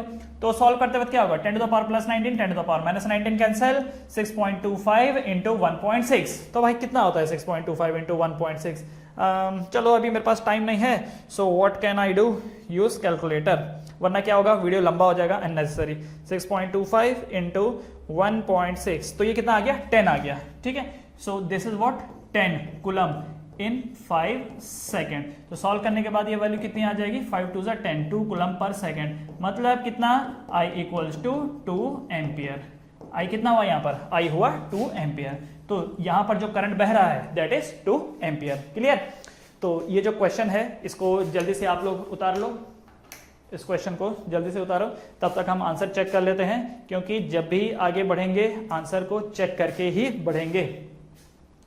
तो लेट मी चेक, क्योंकि कई बार क्या होता है बोलते बोलते या लिखते लिखते मिस्टेक हो जाती है, और वो भी वैसे सिली सी। तो इसके लिए हमेशा याद रखना, आप भी जब सॉल्व करो तो चेक करके ही करो। तो इसके पहले वाले का आंसर कितना था 0.2, और इसका सबसे पहला जो हमने सवाल सॉल्व किया था क्वेश्चन नंबर 1, इसका आंसर कितना 6.25 इंटू 10⁻18। ठीक है, दूसरे वाले का आंसर 0.2 है, दिस इज 0.2, और तीसरे वाले का जो आंसर है ये कितना वैल्यू बता रखा है 2 एम्पियर। हमारा कितना आंसर आया 2 एम्पियर, दैट्स करेक्ट। हमेशा याद रखना बच्चों, आप कितना भी कॉन्फिडेंस क्यों ना फील करें, हमेशा पीछे से आंसर जरूर चेक करें। ठीक है, बुक के पीछे आंसर दिए होते हैं, हमेशा चेक करना है आपको। ऑलराइट, ओके, तो चलो बढ़ते हैं आगे। नेक्स्ट टॉपिक पे। टॉपिक है या क्वेश्चन है आगे? अच्छा, एक और क्वेश्चन है। ठीक है, 0.2 ampere current is flowing for an hour. 0.2 ampere क्या है ये करंट है, क्योंकि ampere is the unit of current. Is flowing for an hour, an hour दिया हुआ है, 1 घंटा दिया हुआ है, तो 1 घंटा मतलब क्या है, टाइम है। Okay, in a circuit calculate the charge flowing. आपको चार्ज फ्लोइंग पूछा है, मतलब क्यू पूछा है, ठीक है। तो जो दिया हुआ है उसको लिख लेते हैं। तो भाई करंट है हमारे पास 0.2 एम्पियर, उसके बाद टाइम कितना है 1 आवर। 1 आवर का मतलब कितना हो गया 3600 सेकेंड। याद रखना जब भी सॉल्व करोगे ऐसा यूनिट में सॉल्व करना है। टाइम कितना है 3600 सेकेंड। एंड क्या पूछा गया है चार्ज। तो बताइए जरा क्या फॉर्मूला लगेगा, I equal to Q by T, इकलौता तो फॉर्मूला है I equal to Q upon T. और इसके पहले जो क्वेश्चन किया था उसमें formula I equal to N E upon T, ठीक है, क्योंकि Q की वैल्यू आप एन भी डाल सकते हो। फिलहाल ये वाला फॉर्मूला यहां पर लगेगा। So I is equals to Q की वैल्यू कितनी है 0.2 और T की वैल्यू कितनी है 3600। नहीं सॉरी, ये मैंने क्या कर दिया, हाँ I की वैल्यू 0.2 आएगा, तो ये 0.2 एम्पियर। Q आपको निकालना है और T कितना है 3600 सेकेंड। तो यहां पर Q क्या हो जाएगा, क्या ये दोनों आपस में मल्टीप्लाई हो जाएंगे, यस 0.2 एम्पियर इंटू 3600 सेकेंड, ठीक है। अच्छा, अब उसके बाद क्या होगा, यहां से एक पॉइंट हटा दो, यहां से एक जीरो हटा दो, ठीक है। 36 2 कितना होता है 72 होता है और एक जीरो, तो 720 कुलम। चार्ज की क्या वैल्यू आएगी 720 कुलम। एम्पियर सेकंड भी बोल सकते हो, और एम्पियर सेकंड क्या होता है कुलम ही तो होता है। सो चार्ज इज व्हाट 720 कुलम, ठीक है। ये ई मत समझ लेना, ये सी है, C for coulomb, this is coulomb, 720 coulomb, 720, yes right answer. चलो बढ़े आगे, नेक्स्ट बढ़ते हैं आगे। Okay next, electric current and the circuit diagram. Electric current and the circuit diagram, ठीक है जी। हाँ तो देखो, करंट की बात तो हमने कर ली। कैसे फ्लो होता है करंट, करंट फ्लो होता है in the wires, current flow होता है इन द वायर। तो मेरे पास ये एक वायर है, ओके। अब सिर्फ वायर ले ली तो क्या करंट फ्लो होने लग जाएगा, सिर्फ वायर ले ली तो करंट फ्लो होना शुरू हो जाएगा, जी नहीं। आपको क्या करना पड़ेगा, बैटरी लगानी पड़ेगी भाई। आपने बैटरी लगाई तो ये बैटरी का सिंबल है, ठीक है, याद रखना, this is the symbol for battery. ये जो लंबी डंडी है ये प्लस टर्मिनल है और ये छोटी वाली माइनस। प्लस का मतलब होता है हाई पोटेंशियल, प्लस का मतलब होता है हाई पोटेंशियल, अब इसके बारे में हम लोग बात करेंगे। और माइनस का मतलब होता है लो पोटेंशियल, लो पोटेंशियल, ठीक है। आप ऐसा समझ लो जैसे कोई पहाड़ है, पहाड़ की जो चोटी होती है वो हाई पोटेंशियल होती है और जो ये नीचे होता है ये होता है लो पोटेंशियल। ये जो नीचे होता है लो पोटेंशियल होता है। तो इसलिए जब कभी भी नदी फ्लो करती है, जब कभी भी नदी फ्लो करती है तो नदी कैसे फ्लो करती है, from high potential to the low potential, है ना। उल्टा कभी होता है क्या कि नीचे से नदी ऊपर जा रही है, होता है कभी नहीं। नदी हमेशा फ्लो करती है from high potential to the low potential. तो यहां पर भी बिल्कुल वही है। ये जो बैटरी यहां पर रखी हुई है, ये जो बैटरी हमने यहां पर लगाई है ये हाई पोटेंशियल है, इसीलिए यहां से करंट निकलेगा। इसीलिए क्या होगा, यहां से करंट निकलेगा। This is the direction of the current. Current यहां से निकलेगा और घूमते हुए वापस इधर ही पे आ जाएगा, ठीक है। याद रखना ये हाई पोटेंशियल प्लस वाला, क्योंकि प्लस वाला बड़ा है हाई पोटेंशियल और माइनस वाला छोटा है तो लो पोटेंशियल। जैसे ये हाइट ज्यादा है ना इसलिए हाई पोटेंशियल, ये हाइट कम है इसलिए लो पोटेंशियल। तो हाई पोटेंशियल से करंट निकलेगा और किधर जाएगा, लो पोटेंशियल की तरफ। ओके अच्छा, रास्ते में कुछ तो होना चाहिए ना भाई, कोई लाइट लगा लो, कोई बल्ब लगा लो। ये लो, जैसे मैंने यहां पर एक बल्ब लगा दिया, तो बल्ब क्या कहलाता है, bulb is called as load. तो जब करंट यहां से गुजरेगा, जब करंट यहां से गुजरेगा तो इस बल्ब को जलाता हुआ गुजरेगा, इस बल्ब को जलाएगा और फिर यहां से करंट गुजर जाएगा ऐसे, ठीक है। So what is this, this is the circuit diagram. अब तुम एग्जाम में ये नहीं बनाते हो, क्यों, बिकॉज ये बल्ब ऐसा नहीं बनाते तुम। अब क्योंकि वो बल्ब भी हो सकता है, वो फैन भी हो सकता है, वो एसी हो सकता है। क्यों एसी के टाइम पे एसी बनाओगे, फैन के टाइम पे फैन बनाओगे क्या, नहीं। तो हम जनरली एक इस्तेमाल करते हैं, जो लोड होता है जनरली इसको इस्तेमाल करते हैं हम लोग इस वाले डायग्राम से, ये ऐसा। इसका मतलब है कि रास्ते में कोई डिवाइस लगा हुआ है, क्या डिवाइस है उससे अपने को फर्क नहीं पड़ता, अपने को फर्क नहीं पड़ता, बस एक डिवाइस है। अब वो हो सकता है लाइट हो, टीवी, फैन, फ्रिज, कुछ भी हो सकता है वो, ठीक है। ऑलराइट, तो ये हमारे पास सर्किट डायग्राम। अब जो इंपॉर्टेंट चीज है उसको ध्यान से समझिए कि जो यहां पर करंट फ्लो करवा रहा है, कौन फ्लो करवा रहा है, क्या खुद से फ्लो हो रहा है। अगर मैं वायर ले लूं, उसको ऐसा कर दूं तो क्या करंट फ्लो होगा, नहीं होगा। अरे करंट को फ्लो कराने के लिए भी तो कोई होना चाहिए ना, जो करंट को फ्लो करवाए, जो करंट को फ्लो कराए उसको फ्लो कराने के लिए भी तो कोई होना चाहिए। जैसे तुमने देखा होगा मेले में चरखी लगी होती है, लोग चरखी पे बैठते हैं, चरखी ऐसे ऐसे करके घूमती है। तुमको क्या लगता है लोगों के बैठने से चरखी घूमने लग जाती है क्या? नहीं, चरखी को घुमाने वाला कोई होना चाहिए, चरखी को घुमाने वाला कोई होना चाहिए। तो कौन घुमाता है चरखी को? ऑब्वियसली वहां पे जो नीचे जनरेटर लगा होता है, जो इंजन लगा होता है, वो चरखी को घुमाता है। जैसे ट्रेन चल रही है तो ट्रेन को चलाने वाला इंजन होता है, वैसे ही करंट को फ्लो कराने के लिए कोई होना चाहिए। तो कौन होना चाहिए भाई? सेल या बैटरी। याद रखना ये क्या चीज था, ये सेल या फिर बैटरी, ठीक है, सेल या बैटरी। बैटरी या सेल लगी होगी तभी तो करंट फ्लो करेगा, तभी तो करंट फ्लो करेगा। समझ में आया? हाँ, तो याद रखना to flow the current, current को फ्लो करने के लिए क्या चाहिए? सबसे पहले बैटरी। बैटरी ही नहीं होगी तो करंट फ्लो नहीं होगा, बैटरी नहीं तो करंट फ्लो नहीं होगा। एंड दूसरा क्लोज सर्किट, दूसरा क्लोज सर्किट। क्लोज सर्किट का मतलब क्या? पूरी वायरिंग ऐसे कि प्लस से निकली और वापस माइनस की तरफ आई। अब मान लो किसी ने क्या किया कि यहां पर वायर को काट दिया, यहां पर वायर काट दिया, करंट यहां से आएगा और यहां पर रुक जाएगा, ठीक है। क्या होगा? करंट यहां से आएगा और इस पॉइंट पे जाकर रुक जाएगा, यहां से कूद के थोड़ी जाएगा वो इस पॉइंट पे। तो यहां पर क्या हो गया? सर्किट ब्रेक डाउन हो गया, सर्किट ब्रेक डाउन हो गया, ठीक है। तो याद रखना कि अगर करंट फ्लो करना है, अगर करंट फ्लो करना है, अगर करंट फ्लो करना है तो दो चीजें बहुत जरूरी है, एक तो सेल या बैटरी एंड दूसरा क्लोज सर्किट, ठीक है। अच्छा, सेल का जो सिंबल होता है वो ऐसा होता है, एक बड़ा और एक छोटा, दैट इज द सेल। ये क्या है आपके पास? सेल। और बैटरी के लिए क्या है? जब बहुत सारे सेल आपस में जुड़ते हैं, एक बड़ा एक छोटा, एक बड़ा एक छोटा, एक बड़ा एक छोटा, तो ये क्या बनती है? ये बनती है battery. This is your battery, ठीक है। तो ये सेल है और ये बैटरी है, ऑलराइट। अच्छा, कई बार ये ऐसा भी होता है कि जैसे हमारे घरों में जो स्विच होते हैं वो ऐसा थोड़ी होते हैं कि बस चालू है तो जीवन भर चालू है, ऐसा थोड़ी होता है। तो हमारे घरों में क्या होता है, ये वायर ऐसे आई और स्विच होता है ना, स्विच, हाँ। तो ये क्या दिखा रहा है? ये ओपन स्विच दिखा रहा है। इसका मतलब अब ये सर्किट चालू नहीं है, यहां पर जो डिवाइस लगा ये काम नहीं करेगा। अगर मैं इसको ऐसे इसमें की डाल दूं, की फंसा दूं, जैसे आप स्विच ऑन करते हैं ना, ऐसे टक करते हैं ना, तो क्या होता है? जो कनेक्शन होता है वो जुड़ जाता है, इसलिए लाइट चालू हो जाती है। फिर जब आप ऊपर दबाते हो टक ऐसे करके तो कनेक्शन ऑफ हो जाता है, ये जो नीचे वाला प्लग इन होता है ये निकल आता है, ठीक है।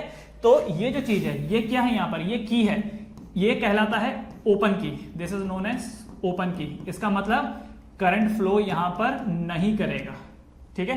यहां पर करंट फ्लो नहीं करेगा, करंट फ्लो नहीं करेगा इसका मतलब करंट क्या है? यहां पर जीरो, ठीक है, नो करंट, यहां पर कोई करंट फ्लो नहीं कर रहा है। अब इसी में जब आप ऐसा है, ये मतलब बीच में आपने वो डाल दिया, की डाल दिया, तो ये क्या क्या क्या होगा? यहां पे अब करंट फ्लो होना शुरू हो जाएगा। There will be current, there will be current in the circuit, ठीक है। सो ये बेसिकली है क्या? ये प्लग कीज रहते हैं, ये ओपन है और ये कैसा है? क्लोज। ये ओपन की है और ये क्लोज की है, क्लोज की या क्लोज्ड बोल सकते हैं हम लोग उसको, क्लोज्ड की। दिस इज क्लोज्ड की, ठीक है। और कुछ है यहां पर? बस अभी तो फिलहाल इतना ही है। तो समझ गए ये क्या है? लोड, इसको लोड बोला जाता है या फिर इसको रेजिस्टेंस भी बोल सकते हैं। ये क्या है? बैटरी, ये प्लस टर्मिनल और ये माइनस टर्मिनल। क्लियर? तो याद रखना हमेशा हमेशा करंट तभी फ्लो होता है जब सर्किट क्लोज होता है और साथ में एक बैटरी कनेक्टेड रहती है, तो ठीक। Alright, now next is electric potential. तो भाई इलेक्ट्रिक पोटेंशियल क्या है? देखो पहले तो पोटेंशियल एक जनरल वर्ड है जिसका मतलब होता है टैलेंट, ठीक है। मतलब इसका क्या है? टैलेंट। जैसे पीटीएम मीटिंग कभी होती है तो टीचर बोलती है ना कि बच्चे में बहुत पोटेंशियल है, करता कुछ नहीं है पर पोटेंशियल बहुत है, अगर करने लग जाए तो बहुत अच्छा परफॉर्म कर सकता है। तो पोटेंशियल का मतलब क्या होता है? टैलेंट। पोटेंशियल का मतलब क्या होता है? टैलेंट। अच्छा, अब मुझे एक बात बताओ, एक ट्रक के पास ज्यादा पोटेंशियल है या एक ट्रेन के पास? सोचो, एक ट्रक के पास ज्यादा पोटेंशियल है या एक ट्रेन के पास? ऑब्वियसली ट्रेन के पास। क्यों? क्योंकि ट्रेन ज्यादा वर्क करके दे सकती है as compare to the truck. Truck एक टाइम पे एक कंटेनर लेके जाता है, जबकि ट्रेन एक टाइम पे 50-50 कंटेनर लेके जा सकती है। तो इसका मतलब क्या हो गया कि जो ज्यादा वर्क करके दे उसका पोटेंशियल ज्यादा होता है। एक और एग्जांपल, जैसे मान लो एक 5वीं क्लास का बच्चा है और एक 10वीं क्लास का बच्चा है, क्या लगता है आपको किसके अंदर पोटेंशियल ज्यादा होगा? कौन ज्यादा वर्क करके दे सकता है? ऑब्वियसली 10वीं क्लास का बच्चा, ठीक है। तो ये जो वर्ड होता है पोटेंशियल, पोटेंशियल हम कैसे डिटरमाइन करते हैं? जो हमको ज्यादा काम करके देगा, जो हमको ज्यादा काम करके देगा, समझ लीजिए उसका पोटेंशियल ज्यादा है।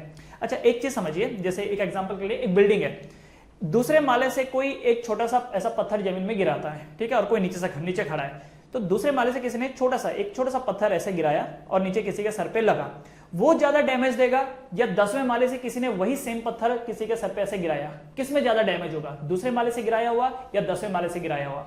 ऑब्वियसली 10वें माले से गिराया हुआ, तो 10वें माले का पोटेंशियल ज्यादा है as compare to the second माले के पोटेंशियल से। तो जितना आप ऊपर ऊपर ऊपर जाएंगे उतना ही ज्यादा पोटेंशियल बढ़ता है, उतना ही ज्यादा पोटेंशियल बढ़ता है, और जितना ज्यादा पोटेंशियल बढ़ेगा उतनी ही ज्यादा फिर बाद में पोटेंशियल एनर्जी भी बढ़ेगी। याद है आपको क्लास 9th में आपने पोटेंशियल एनर्जी का फॉर्मूला पढ़ा था, potential energy is mgh, potential energy is what, mgh, मतलब जिसका हाइट ज्यादा होगा उसका पोटेंशियल एनर्जी भी ज्यादा होगा, करेक्ट, ये आपने पढ़ा था। अच्छा, पुराने जमाने में आपने देखा होगा कि जो राजा महाराजा लोग होते थे वो अपना जो फोर्ट हो गया वो हमेशा पहाड़ के ऊपर बनाते थे। क्या रीजन है पहाड़ के ऊपर बनाने का?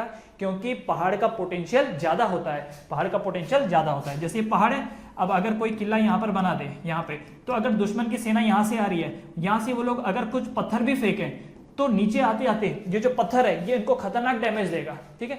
बहुत ऊपर से अगर वो पत्थर भी फेंके, तीर भाला जो भी फेंके, तो ऊपर से नीचे आते आते जो नीचे दुश्मन की सेना है उनको बहुत नुकसान पहुंचेगा। लेकिन अगर इसका उल्टा अगर ऐसा हो कि मान लो किसी ने ऐसे खड्डे में नीचे एकदम गहराई में अपना फोर्ट बना रखा है, तो दुश्मन की सेना ऊपर है, तो वहां से जब वो फायर करेगी तो उल्टा इनको डैमेज पहुंचेगा, क्योंकि अभी वो हाई पोटेंशियल पे और तुम लो पोटेंशियल पे हो, समझ में आया? तो इसीलिए जितनी हाइट बढ़ती है उतना ही पोटेंशियल भी बढ़ता है। तो जनरल वर्ड है पोटेंशियल, हर जगह ये इस्तेमाल होता है, ठीक है। जैसे आपने एक लैपटॉप खरीदा, तो मुझे बताओ आज के डेट के लैपटॉप का ज्यादा पोटेंशियल है या 10 साल पहले जो मार्केट में लैपटॉप आते थे उनका पोटेंशियल ज्यादा है? ऑब्वियसली आज के जमाने का, ठीक है। तो ये जो वर्ड है ना पोटेंशियल, ये जनरल वर्ड है। एक और चीज समझो, जैसे मान लो मेरे पास एक स्प्रिंग है, वो जो पेन में लगी होती है जो स्प्रिंग खट खट खट खट हम लोग करते हैं, एक वो वाली स्प्रिंग है, और एक वो वाली स्प्रिंग है जो ट्रेन के डब्बों के नीचे लगी होती है, देखा होगा आपने, शॉक एब्जॉर्बर का काम करता है जो। क्या लगता है आपको किसका पोटेंशियल ज्यादा है? ये वाले पेन के जो स्प्रिंग है उसका पोटेंशियल ज्यादा है या उसका? ऑब्वियसली उसका पोटेंशियल ज्यादा है, क्योंकि वो ज्यादा वर्क करके दे रही है। वो स्प्रिंग कितने लोगों का वजन संभाल रही है? जितने ट्रेन के अंदर यात्री लोग बैठे हैं प्लस उनका लगेज प्लस ट्रेन का अपना खुद का वजन, उनका सबका वो वजन संभाल रही है, वो ज्यादा काम करके दे रही है। जबकि आपके जो पेन में जो लगा हुआ स्प्रिंग है वो सिर्फ इसके बीच का इसका जो रिफिल है बस उसी को संभाल रही है। तो याद रखना, जो जितना ज्यादा वर्क करके देगा, जो जितना ज्यादा वर्क करके देगा उसका पोटेंशियल उतना ही ज्यादा है, ठीक है। अब जब हम बात करते हैं इलेक्ट्रिक पोटेंशियल की, तो इलेक्ट्रिक मतलब क्या? ऑब्वियसली हम लोग किसी भी चार्ज की बात कर रहे होते हैं, तो ये जो हमारे पास चार्जेस अवेलेबल हैं, ये जो हमारे पास चार्जेस अवेलेबल हैं उसका पोटेंशियल क्या है? उसका पोटेंशियल क्या है मतलब एक जो चार्ज पार्टिकल है वो कितना वर्क करके देगा, ये हम कैसे पता कर सकते हैं? ये हम कैसे पता करके दे सकते हैं? अब ट्रक के मामले में तो ठीक है, मान लो 2 ट्रक आपके सामने खड़े हैं, आपको उन ट्रक के बारे में कुछ नहीं पता, किसी ने आपसे पूछ लिया कि बताओ इन दोनों ट्रक में से पोटेंशियल किसका ज्यादा है, तो क्या करोगे? क्या करेंगे भाई? सामान डाल के देखो, दोनों में 1000 किलो डाल के देखो, जो ट्रक इजीली निकल गया समझ लो उसका पोटेंशियल ज्यादा है। एक ट्रक है जो बहुत मर के चल रहा है, 1000 किलो का वजन डाला, बहुत मर के चल रहा है, मतलब उसका पोटेंशियल कम है। और दूसरा उसमें भी 1000 किलो डाला लेकिन वो इजीली चल गया, इसका मतलब उसका पोटेंशियल ज्यादा है। तो नॉर्मल डे टू डे में हम क्या करते हैं? वर्क करवा के देखते हैं, तो जो ज्यादा वर्क करके देगा उसका पोटेंशियल ज्यादा होता है। तो यहां पर हम कैसे करेंगे? यहां पर भी हम वर्क करवा के देखेंगे। क्या करेंगे? यहां पर भी हम वर्क करवा के देखेंगे, ठीक है। तो कैसे वर्क कराएंगे? तो देखो मैंने क्या किया, यहां पर एक चार्ज पार्टिकल लिया, this is my plus charge, ठीक है, ये मेरा प्लस चार्ज है, माइनस भी ले सकते हो पर जनरली हम प्लस के टर्म्स में बात करते हैं, मैं भी प्लस ही ले रहा हूं, ठीक है। मुझे पता लगाना है कि इस प्लस चार्ज का पोटेंशियल क्या है, और पोटेंशियल हर पॉइंट पे अलग अलग होता है, ये ध्यान रहे, हर पॉइंट पे जो पोटेंशियल होता है वो अलग अलग होता है। मुझे क्या करना है? मुझे पता लगाना है कि इस पॉइंट का पोटेंशियल क्या है। मान लेते हैं ये पॉइंट है ए, मुझे पता लगाना है पॉइंट ए का पोटेंशियल क्या है। तो मैं कैसे पता लगाऊंगा? कैसे पता लगाऊंगा? मैंने क्या किया, कहीं पर एक छोटा सा टेस्ट चार्ज, क्या बोलते हैं हम लोग इसको? टेस्ट चार्ज, इसको क्या बोलेंगे? Test charge. मैंने क्या किया, कहीं से एक टेस्ट चार्ज उठाया और इस टेस्ट चार्ज को मैं मूव करा रहा हूं, इस टेस्ट चार्ज को मैं मूव करा रहा हूं। कहां से? यहां से यहां तक। मैंने क्या किया, इस टेस्ट चार्ज को मूव कराया यहां से यहां तक, और मैंने देखा कि मुझे कितना वर्क करना पड़ गया, मुझे कितना वर्क करना पड़ गया। तो अगर मुझे इस टेस्ट चार्ज को यहां से यहां तक लाने में ज्यादा वर्क करना पड़ रहा है, मतलब ये खतरनाक रिपल्शन दे रहा है भाई, मतलब ये खतरनाक रिपल्शन दे रहा है, ठीक है, तो इसका मतलब इसका पोटेंशियल ज्यादा है। और अगर मुझे यहां से यहां तक कम वर्क करना पड़ा है, इसका मतलब इसका पोटेंशियल कम है, इसका मतलब इसका पोटेंशियल कम है। तो अगर याद रखना, अगर मुझे किसी भी चार्ज को यहां से यहां पुश कराने में कम वर्क करना पड़ रहा है तो कम पोटेंशियल, ज्यादा वर्क करना पड़ रहा है तो ज्यादा पोटेंशियल।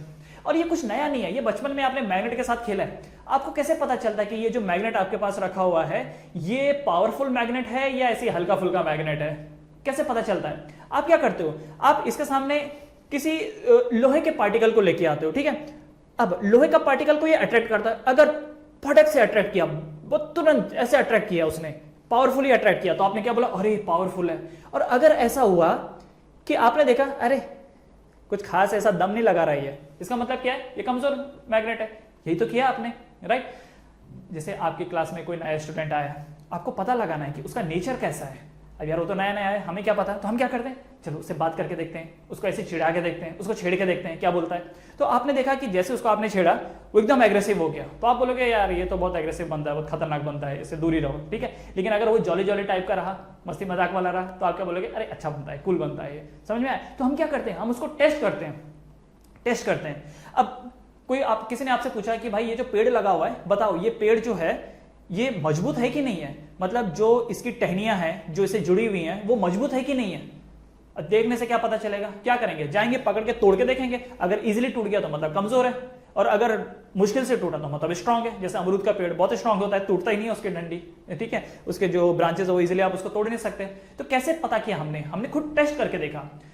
यहां पर भी हमने क्या किया, एक प्लस चार्ज लिया, उसके सामने एक टेस्ट चार्ज लिया, टेस्ट चार्ज को हम लोग ऐसे करके खींच के लेके आ रहे हैं। अगर ज्यादा वर्क हुआ तो इसका मतलब इसका पोटेंशियल ज्यादा है, और अगर कम वर्क हुआ, कम ताकत हमको लगानी पड़ी, तो इसका मतलब पोटेंशियल इसका कम है, ठीक है। स्ट्रॉन्ग मैग्नेट के सामने अगर आप एक छोटा सा टेस्ट मैग्नेट लेके आओ, अगर इसने ज्यादा रिपल्शन किया तो इसका मतलब इसका पोटेंशियल ज्यादा है, ठीक है, ये काफी पावरफुल मैग्नेट है। और अगर इसने रिपल्शन कम ऑफर किया तो इसका मतलब कम है।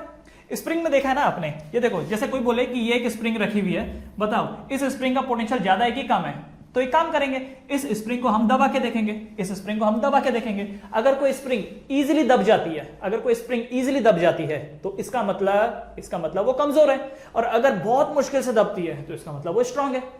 तो अगर कमजोर होगी तो हम जो वर्क करेंगे वो कम होगा, और अगर स्ट्रॉन्ग स्प्रिंग होगी तो हम जो वर्क करेंगे वो ज्यादा होगा, ठीक है। ये भी बिल्कुल वैसा ही है। हमने क्या किया, एक टेस्ट चार्ज लिया, टेस्ट चार्ज को हम इधर धकेल रहे हैं, देखो ये वाला प्लस उसको कहां धकेल रहा है, ये वाला प्लस उसको इस तरफ धकेल रहा है, और हम इसको किधर धकेल रहे हैं, हम इसको इधर धकेल रहे हैं। तो हम जिस फोर्स से धकेलेंगे, ये तो इस बात पर डिपेंड करता है ना कि ये इसके ऊपर ऑपोजिटली कितना फोर्स लगा रहा है। अगर ये इसको स्ट्रांगली धकेल रहा है उधर, तो हमें भी इसको स्ट्रांगली इधर धकेलना पड़ेगा, तो हमारे लिए जो वर्क हो जाएगा वो ज्यादा हो जाएगा। क्योंकि आपको याद है वर्क का फॉर्मूला क्या है, work is force into displacement, याद है, क्लास 9 में शायद आपने पढ़ा होगा, work is force into displacement. तो अगर ये चार्ज पार्टिकल, याद रखना, अगर ये चार्ज पार्टिकल स्ट्रांग रहा, तो इसकी वजह से जो ये फोर्स होगा ये भी हाई होगा, ठीक है। अगर फोर्स होगा हाई तो इसका मतलब वर्क भी क्या होगा, हाई, और अगर वर्क हाई है तो इसका मतलब इसका जो पोटेंशियल है वो भी क्या है, हाई। तो ये बात याद रखना, स्प्रिंग को अगर दबाने में कम वर्क करना पड़ रहा है आपको तो मतलब कमजोर स्प्रिंग है, कम पोटेंशियल है, और अगर ज्यादा वर्क करना पड़ रहा है तो इसका मतलब ज्यादा पोटेंशियल है। एज सिंपल एज दैट, समझ में आया। तो किसी भी चीज का पोटेंशियल कैसे चेक करते हैं हम लोग, उससे काम करवा के देखते हैं। अब एक चीज समझो, अगर मैंने इसको बड़ी मुश्किल से प्रेस करके मैं यहां लेके आया, ठीक है। अब जब तक तो मेरा हाथ लगा हुआ है तब तक ये यहां रहेगा, जैसे ही मैंने छोड़ा ये फट से आगे चला जाएगा, अच्छा, आपके सामने दो धनुष रखे हुए हैं, ठीक है। एक धनुष ऐसा है जिसको आपने ऐसे पकड़ा, खींचा, आसानी से खींच गया और छोड़ दिया आपने, तो ठीक है, तीर आगे गई होगी, ये एक है। और एक धनुष ऐसा है जिसको आपने बड़ी मुश्किल से बहुत ताकत लगाई, पूरा ताकत लगा के अब जाके पीछे आया। अब जब आप उसमें से तीर छोड़ोगे तो ये ज्यादा दूर जाएगा या पहले वाले केस में ज्यादा दूर जाएगा, सोच के देखो, किसमें ज्यादा दूर जाएगा, इस दूसरे वाले केस में। क्योंकि पहले वाले केस में क्योंकि आपने कम वर्क किया, क्योंकि कमजोर सा था ना ये, आपने कम वर्क किया, तो इस तीर के पास एनर्जी भी कम आएगी, और क्योंकि इसके पास एनर्जी कम है तो लास्ट में ये आपको वर्क भी कम ही करके देगा, ठीक है। और जो ये दूसरा धनुष है इसमें आपको बहुत ज्यादा दम लगाना पड़ा, तो इसके अंदर बहुत ज्यादा एनर्जी आई, तो बदले में ये आपको बहुत ज्यादा वर्क करके देगा, समझ में आया। तो जो धनुष बाण नीचे रखा होता है उसकी खुद की एनर्जी नहीं होती है, आप उसको एनर्जी देते हो। अगर आप उसको कम एनर्जी दोगे तो उसके अंदर, अगर आप उसके ऊपर कम वर्क करोगे तो कम एनर्जी उसके अंदर आएगी, कम एनर्जी आएगी तो बदले में वो वर्क भी आपको कम ही करके देगा। इसका उल्टा, अगर कोई धनुष ऐसा है जिसमें आपने बहुत ज्यादा वर्क किया है तो उसके अंदर एनर्जी भी ज्यादा स्टोर होगी और बदले में वो भी आपको ज्यादा वर्क करके देगा, ठीक है। ये चीज आपकी डेली लाइफ में भी तो इस्तेमाल हो रही है। जैसे अगर अभी आप जो स्टडी कर रहे हो, अगर आप ज्यादा वर्क करोगे तो आपके अंदर पोटेंशियल ज्यादा क्रिएट होगा, और यही पोटेंशियल कल के दिन आपको ज्यादा कमाई करके देगा। तो आज की डेट में जितने भी बच्चे हैं जो पूरी ताकत लगा रहे हैं, पूरा एफर्ट लगा रहे हैं, इन बच्चों का पोटेंशियल बढ़ रहा है, और अगर इनका पोटेंशियल बढ़ रहा है तो कल के दिन इनकी कमाई भी बढ़ेगी, इनकी जो लाइफ है वो बहुत अच्छे से जाएगी, they will celebrate their life, लेकिन जो अभी काम ही नहीं कर रहा है ढंग से, उसका जो पोटेंशियल है वो उतना इंप्रूव नहीं होगा और कल के दिन फिर उनको प्रॉब्लम आएगी, ठीक है, उतना वो इनकम जनरेट नहीं कर पाएंगे, ठीक है, ये याद रखना। हम जो स्टडी कर रहे हैं उसकी वजह क्या है? वजह है पोटेंशियल डेवलप करने की। हमारे आज के वर्क से हमारा पोटेंशियल डेवलप होगा और वही पोटेंशियल कल के दिन हमको वर्क करा के देगा, ठीक है। तो ये जो धनुष बाण नीचे रखा हुआ था, इसकी खुद की एनर्जी कुछ नहीं थी, हमारे वर्क से इसके अंदर एनर्जी आई और बाद में जब इसकी एनर्जी इसके अंदर आई और जब वो एनर्जी रिलीज हुई तो आगे वो किस में कन्वर्ट हो गई? वो वर्क में कन्वर्ट हो गई।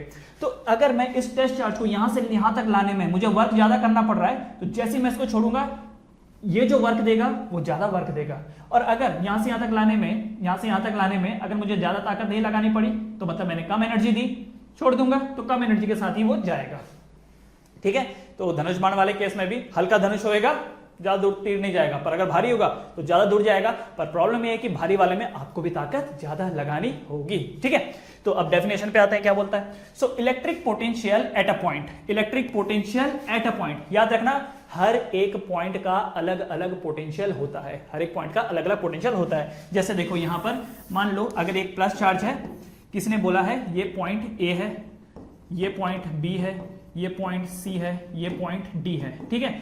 आप देखो क्या ये पॉइंट दूर दूर दूर होते जा रहे हैं? तो ए का पोटेंशियल हमेशा ज्यादा रहेगा बी के पोटेंशियल से, हमेशा ज्यादा रहेगा सी के पोटेंशियल से, हमेशा ज्यादा रहेगा डी के पोटेंशियल है, क्योंकि ये दूर दूर दूर है ना, ये करीब है तो पोटेंशियल ज्यादा है, और अगर ये दूर है तो पोटेंशियल कम है। आप प्लस चार्ज के जितना नजदीक होते हो पोटेंशियल उतना ही ज्यादा होता है, और अगर माइनस के नजदीक रहोगे तो पोटेंशियल कम होता है, ठीक है। ये बात समझ में आई क्या? अगर प्लस की जगह माइनस होता तो इसका उल्टा हो जाता। मान लेते हैं ये पॉइंट P है, ये Q है, ये R है और ये S है, तो आप देखोगे P का पोटेंशियल कम होगा as comparative to the Q, as comparative to the R, as comparative to the S। इसमें उल्टा होता है, आप नेगेटिविटी के जितना करीब रहोगे आपका पोटेंशियल उतना ही कम कम कम होता जाएगा, ठीक है। मान लो कोई डिप्रेशन में है और आप उसी के साथ हैंग आउट करते हो, वो वैसे ही डिप्रेशन में है तो तुम भी उसके साथ साथ रह के तुम्हारा भी मेंटेलिटी थोड़ा डाउन ही हो जाएगा, समझ में आया? तो याद रखना जो पॉजिटिव के जितना क्लोज है उसका पोटेंशियल उतना ही ज्यादा है, और जो माइनस के जितना क्लोज है उसका पोटेंशियल उतना ही कम है। क्लियर है एवरीवन? तो ये ध्यान में रखना, ये बड़ी क्लास में यूज होगा, अभी हो सकता है यूज होना हो, पर बड़ी क्लास में तो ये यूज होता है, और अगर आपको अभी समझ में आ गया तो वेल एंड गुड, ठीक है। तो याद रखना हर एक पॉइंट का पोटेंशियल अलग अलग होता है, हर एक पॉइंट का पोटेंशियल अलग अलग होता है। क्यों? क्योंकि हर एक पॉइंट पे वर्क अलग होता है। अगर मैं इस टेस्ट चार्ज को यहां से यहां तक ही लेके आता तो कम वर्क करना पड़ता, तो कम पोटेंशियल डेवलप होता। यहां तक लेके आ रहा हूं तो ज्यादा पोटेंशियल डेवलप होगा, यहां तक लेके आ रहा हूं तो ज्यादा वर्क कर रहा हूं तो ज्यादा पोटेंशियल डेवलप, जितना मैं वर्क करूंगा उतना ही पोटेंशियल डेवलप होगा। धनुष को मैं जितना खींचूंगा इतना खींचूंगा, कम वर्क किया कम पोटेंशियल डेवलप हुआ, और खींचा ज्यादा वर्क किया ज्यादा पोटेंशियल डेवलप हुआ, और खींचा ज्यादा वर्क किया ज्यादा पोटेंशियल डेवलप हुआ। तो जितना मैं वर्क करूंगा मेरे वर्क करने से पोटेंशियल उतना ही ज्यादा बढ़ेगा, ठीक है।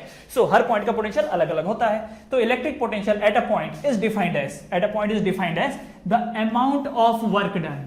कैसे डिफाइन करते हैं उसको? The amount of work done in bringing a point test charge at that point from infinity. हम इस टेस्ट चार्ज को कहां से लेके आए?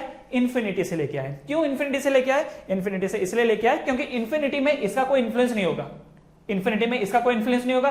तो मैं ये बोल सकता हूं कि जो इंफिनिटी है, इंफिनिटी में जो पोटेंशियल होता है, याद रखना potential at infinity is zero, potential at infinity is zero, ये याद रखना। इंफिनिटी मतलब इसकी पहुंच से बाहर, तो इसकी पहुंच से बाहर एक चार्ज रखा हुआ था, उसको मैं लेके आया, और इसके जो एरिया ऑफ इन्फ्लुएंस है जहां पर ये अपना इंपैक्ट दिखा सकता है वहां पर लाके मैंने रख दिया, ठीक है। तो याद रखना इंफिनिटी से मैं एक चार्ज लेके आया, इसको चेक करना ना मुझे, इंफिनिटी से एक चार्ज लेके आया और ला करके यहां पर रख दिया, और मैंने देखा कितना वर्क करना पड़ा, और जितना वर्क करना पड़ा पर यूनिट चार्ज, इस पे जितना वर्क करना पड़ा, तो समझ लेना कि पोटेंशियल उतना ही ज्यादा है उसका, ठीक है। समझ में आया? अच्छा, दो तीन चीजें आपको यहां पर जाननी है। एक तो ये पॉइंट वाला चीज समझ में आ गया होगा, हर एक पॉइंट का अलग अलग पोटेंशियल। दूसरा वर्क डन भी समझ में आ गया होगा। In bring a point test charge, आपके दिमाग में आएगा टेस्ट चार्ज, टेस्ट मतलब क्या होता है? टेस्ट मतलब बहुत ही थोड़ा सा, छोटा सा। आप जो चार्ज लेके आओगे ना, ये बहुत छोटा होना चाहिए। पता चला कि आप ये जो चार्ज लेके आइए इससे भी बड़ा है, ये इससे भी बड़ा है, तो भाई आप जब टेस्ट करते हो, मम्मी ने आपको बोला कि बेटा मैंने बिरयानी बनाई है, जरा एक बार चेक कर पका है कि नहीं है, तो जब आप टेस्ट करते हो तो थोड़ा सा उठा के चेक करते हो ना, ये ऐसा कि पूरा बिरयानी डकार गए उसके बाद बोलते हो मम्मी बहुत बढ़िया था, ऐसा होता है क्या? नहीं। तो याद रखना टेस्ट हमेशा कैसा होता है? छोटा होता है, छोटा सा, ठीक है। तो टेस्ट चार्ज लेके आओ, क्योंकि अगर बड़ा चार्ज लेके आए तो ये अपना इंपैक्ट इस पे दिखाने लगेगा, तो जिसको तुम चेक करने आए थे वो तो छूट जाएगा और बात ये अपनी करने लगेगा, क्लियर है everyone? तो इसलिए याद रखना ये टेस्ट चार्ज कैसा होना चाहिए, छोटा, इसलिए यहां पर क्या लिखा जाता है, टेस्ट चार्ज। ठीक, eight a point from infinity. Infinity से क्यों लेके आया जा रहा है, इन्फिनिटी से इसलिए लेके आया जा रहा है क्योंकि इन्फिनिटी का पोटेंशियल क्या होता है, जीरो। इन्फिनिटी का पोटेंशियल क्या होता है, जीरो। और यहां का पोटेंशियल आप कैलकुलेट कर लो, यहां का पोटेंशियल आप कैलकुलेट कर लो, क्योंकि इनिशियल क्या होता है, जीरो। ठीक है, इनिशियल क्या होता है, जीरो। और यहां का पोटेंशियल आप इजीली कैलकुलेट कर सकते हो। जैसे स्टॉप वॉच, स्टॉप वॉच लोग प्रीफर क्यों करते हैं, क्योंकि स्टॉप वॉच शुरू ही जीरो से होता है, तो कैलकुलेशन आसान हो जाता है। जीरो से स्टार्ट किया, 1 2 3 4 5, अच्छा 5 सेकंड हो गया, चलो क्लोज कर दिया। तो स्टार्टिंग जीरो था, अभी 5 है, तो सॉल्व करने के बाद कितना आया, 5 ही आया, आसानी से कैलकुलेट हो गया। अगर मैं ये घड़ी यूज करूं, जैसे मान लो इसमें 12:10 हो रहे हैं, तो मैंने इसको चालू किया तो 12:10 हो रहे हैं, 12:11, 12:12, ऐसा करके 12:15, तो 12:15 फाइनल है, इनिशियल 12:10 है, तो वो डिफरेंस निकालना पड़ेगा, ये सब का चक्कर आएगा। ठीक है, उससे बेटर क्या है कि शुरुआत वहां से करो जहां का इनिशियल पॉइंट क्या होगा, जीरो होगा। तो इन्फिनिटी पे इनिशियल पॉइंट, इन्फिनिटी पे जो पोटेंशियल होता है वो जीरो होता है, इसलिए हम शुरुआत कहां से करते हैं, फ्रॉम इन्फिनिटी। क्लियर? तो पोटेंशियल आपको समझ में आएगा, जनरल वर्ड है, इसका मतलब होता है टैलेंट। हर चार्ज का अपना अपना टैलेंट होता है। अगर चार्ज कमजोर हुआ तो उसका पोटेंशियल कम होगा, और अगर ज्यादा हो तो पोटेंशियल ज्यादा होगा। ठीक है, अच्छा एक और चीज देखिए, आपके घर में देखा होगा आपने, ये स्विच लगा हुआ है, ये देखिए ये 3 प्लग वाला स्विच लगा हुआ है। आपको मालूम है इसके ऊपर क्या लिखा होता है, 220 volt. Volt is the unit of potential. ठीक है, याद रखना ये क्या लिखा हुआ है, volt. Volt is the unit of potential. Potential की यूनिट क्या होती है, वोल्ट। जैसे चार्ज की यूनिट क्या होती है, कूलम। करंट की यूनिट क्या होती है, एम्पियर। वैसे ही पोटेंशियल की यूनिट क्या होती है, वोल्ट। तो आपके घर में लिखा हुआ है 220 वोल्ट। ठीक है, आपको मालूम है जो रेलवे का ओवरहेड वायर होता है, नीचे ट्रैक है, देखो ये रेलवे का ट्रैक है, और ऊपर वायर लगी होती है, देखा होगा आप लोगों ने। ये जो ओवरहेड वायर होती है, जानते हैं इसका पोटेंशियल कितना होता है, 25,000 volt, 25,000 volt. This is 25,000 volt. तो मुझे बताओ किसका टैलेंट ज्यादा है, ये घर वाले स्विच का या उसका? उसका पोटेंशियल ज्यादा है, क्योंकि उसको ट्रेन खींचनी है भाई। ट्रेन में कितने 20-20, 22-22, 25-25 डब्बे, और इतने लोग, एक एक डब्बे में 70-72 लोग बैठे हुए हैं, सामान अलग से है, लोहे का ट्रेन है, तो कितना वर्क करना है, क्योंकि उसको वर्क करना है ज्यादा। याद रखना, क्योंकि ट्रेन को वर्क जो है वो हाई करना है, इसीलिए ट्रेन की जो ओवरहेड वायर है उसका पोटेंशियल भी कैसा होना चाहिए, हाई होना चाहिए। ठीक है, अब तुमको घर में क्या चलाना है, ज्यादा टीवी चलानी है, मिक्सर चलाना है, एसी चलाना है, फ्रिज चलाना है, बस उतना ही, तो उसके लिए 220 वोल्ट में काम चल जाएगा। अब अगर तुम सोचो कि मैं ट्रेन 220 वोल्ट पे चलाऊंगा, तुम्हारा ट्रेन चलेगा क्या? एक बंदे को भी नहीं शायद ना खींच पाए ढंग से। ठीक है, समझ में आया? तो 220 वोल्ट बहुत कम होता है, तो ट्रेन को 220 वोल्ट पे नहीं चलाया जा सकता, क्योंकि कम वोल्टेज का मतलब कम वर्क डन, कम वोल्टेज का मतलब कम वर्क डन, कम वर्क डन का मतलब कम वोल्टेज, दोनों आपस में रिलेटेड है। ठीक है, ओके। तो दूसरी चीज, आपने अगर सोचा कि अच्छा मैं अपने घर का मिक्सर इसमें चलाता था, इस बार मैं इसमें चलाऊंगा 25,000 वोल्ट में। आप मिक्सर लेके गए और 25,000 वोल्ट में वायरिंग डाल दी, क्या होगा? तुरंत बूम, सब जल के राख। क्यों ऐसा? अरे भाई तुमको छोटा सा अगर मिक्सर चलाना था, मिक्सर ग्राइंडर चलाना था, तो छोटे वोल्टेज में चलाते ना, बड़े वोल्टेज का क्यों चाहिए? समझ में आया? तो याद रखो, जो जिस लेवल का है उसको उसी लेवल का ट्रीटमेंट मिलना चाहिए, वरना क्या हो जाता है, प्रॉब्लम हो जाती है। ठीक है, ओके। तो अब फॉर्मूला वाइज देखें तो क्या होगा, तो आई थिंक ये सब आपने लिख लिया होगा, और अगर नहीं लिखा होगा तो वीडियो पीछे लेकर के आप लोग इसको देख लेना। ठीक है, तो मैं इसको वापस बताता हूं कि जो ये पोटेंशियल है, फॉर्मूला क्या है पोटेंशियल का। तो देखो, पोटेंशियल को हम लोग डिनोट किससे करते हैं, V से डिनोट करते हैं। पोटेंशियल को किससे डिनोट करते हैं, V से। तो बाय डेफिनेशन क्या है, electric potential at a point is defined as the amount of work done. Okay, amount of work done, W is the work done. So amount of work done in bringing a test charge, work done in bringing a test charge at that point from infinity, so W upon Q। ठीक है, याद रखना, electric potential at a point is defined as the amount of work done in bringing a point test charge at that point from infinity. आपने इस charge के ऊपर कितना work किया है, is called as potential, is called as potential. ठीक है, so V equal to W by Q, this is the formula. अच्छा, वर्क डन की यूनिट क्या होती है, जूल्स। चार्ज की यूनिट क्या होती है, कूलम। तो जो इसकी यूनिट बन के आएगी वो क्या आएगी, जूल पर कूलम, जूल पर कूलम। अब अगेन वही बात है, जूल पर कूलम कौन बोलेगा, तो इसके लिए इसको नया नाम दे दिया वोल्ट, इसको नया नाम दे दिया वोल्ट। ठीक है, तो याद रखना आइदर जूल पर कूलम और वोल्ट। ठीक, ओके। अब ये आई थिंक ये समझ में आ गया होगा आपको। ठीक है, नाउ अब मैं आपको एक चीज और बताता हूं कि ना, पोटेंशियल से एक्चुअली कुछ नहीं होता, पोटेंशियल से कुछ नहीं होता, होता पोटेंशियल डिफरेंस से। ये याद रखना, पोटेंशियल से कुछ नहीं होता, होता किस चीज से, पोटेंशियल डिफरेंस से। जैसा मैं आपको समझाता हूं कैसा है। आपने नदियों को बहते हुए देखा है, नदियों को बहते हुए देखा है, यस। क्यों नदियां बह रही हैं, क्योंकि नदियां हाई पोटेंशियल से निकल रही हैं। दिस इज हाई पोटेंशियल, जमीन से बहुत ऊंचाई पे, तो यहां का पोटेंशियल क्या है, हाई है, और ये क्या है, लो पोटेंशियल। इसलिए जो यहां पर नदियां बहती हैं, इसलिए जो यहाँ पर नदियां बहती हैं वो इस वे में बहती हैं, ठीक है, ऊपर से नीचे ऐसा बहती है। This is the direction of the flow of the river from high potential to the low potential. Okay, अच्छा आपने कभी समुद्र को बहते हुए देखा है? क्या समुद्र का भी बहता है? समुद्र का भी बहता है? नहीं, समुद्र हमेशा ऐसा रहता है, प्लेन रहता है। तो समुद्र में कभी भी पानी ना तो उधर को जाता है ना तो इधर का जाता है। क्यों? क्योंकि जमीन से वाटर लेवल जितना यहां पर है उतना ही यहां पर भी है, ठीक है। तो जो पोटेंशियल यहां का है, यहां का पोटेंशियल अगर v है तो यहां का भी पोटेंशियल v है, तो दोनों का जो लेवल है वो सेम है। क्योंकि लेवल सेम है तो नदी ना तो इधर को समुद्र ना तो इधर को बहता है ना तो इधर को बहता है, ठीक है। तो समुद्र कभी बहता नहीं है। हाँ, ये हो सकता है कि समुद्र के ऊपर कुछ लहरें हैं और लहरों की वजह क्या हो सकती है, वो तो हवाएं होती है, ठीक है। तो क्योंकि जो समुद्र है उसमें पोटेंशियल डिफरेंस नहीं होता, इसलिए समुद्र बहता नहीं है, ठीक है। अब जरा इसको समझो, ये देखो, ये मेरे पास एक सिस्टम है, ये आपको दिख रहा होगा। हाँ, तो देखो यहां पर मैंने इसके ऊपर ये रिमोट रखा हुआ है। जमीन से जितनी ऊंचाई पे ये है उतनी ही ऊंचाई पे ये भी है, दोनों जमीन से सेम ऊंचाई पे है। अब आप देखो कि ये फ्लो नहीं कर रहा, कहीं मूव नहीं कर रहा। क्यों? क्योंकि डिफरेंस नहीं है। अब मैंने डिफरेंस क्रिएट कर दिया, अब मूव करना शुरू हो गया। देखो पहले मूव नहीं कर रहा था क्योंकि पोटेंशियल दोनों जगह पर सेम था, मूव नहीं कर रहा था, पर अब मैंने टिल्ट कर दिया तो अब ये क्या हो गया, मूव करना शुरू कर दिया है। क्यों? क्योंकि अब पोटेंशियल डिफरेंस क्रिएट हो गया है, ये कम पोटेंशियल है और ये ज्यादा पोटेंशियल है, तो डिफरेंस क्रिएट हो गया, इसलिए ये मूव करना शुरू हो गया है, ठीक है। तो फर्क नहीं पड़ता कि पोटेंशियल क्या है। देखो ये हो सकता है नीचे हो सकता है ऊपर, ऊपर फ्लो कर रहा है क्या, नहीं, तो पोटेंशियल से फर्क नहीं पड़ता। कम पोटेंशियल, ज्यादा पोटेंशियल, ज्यादा पोटेंशियल, ज्यादा पोटेंशियल, पोटेंशियल से फर्क नहीं पड़ता। फर्क किस चीज से पड़ रहा है? पोटेंशियल डिफरेंस से। पोटेंशियल डिफरेंस होगा तो फ्लो करेगा, ठीक है। अच्छा एक एग्जांपल से और समझो। हुआ ये कि आपके स्कूल में टेस्ट हुआ, 100 मार्क का पेपर था, आपको आए 60 मार्क्स।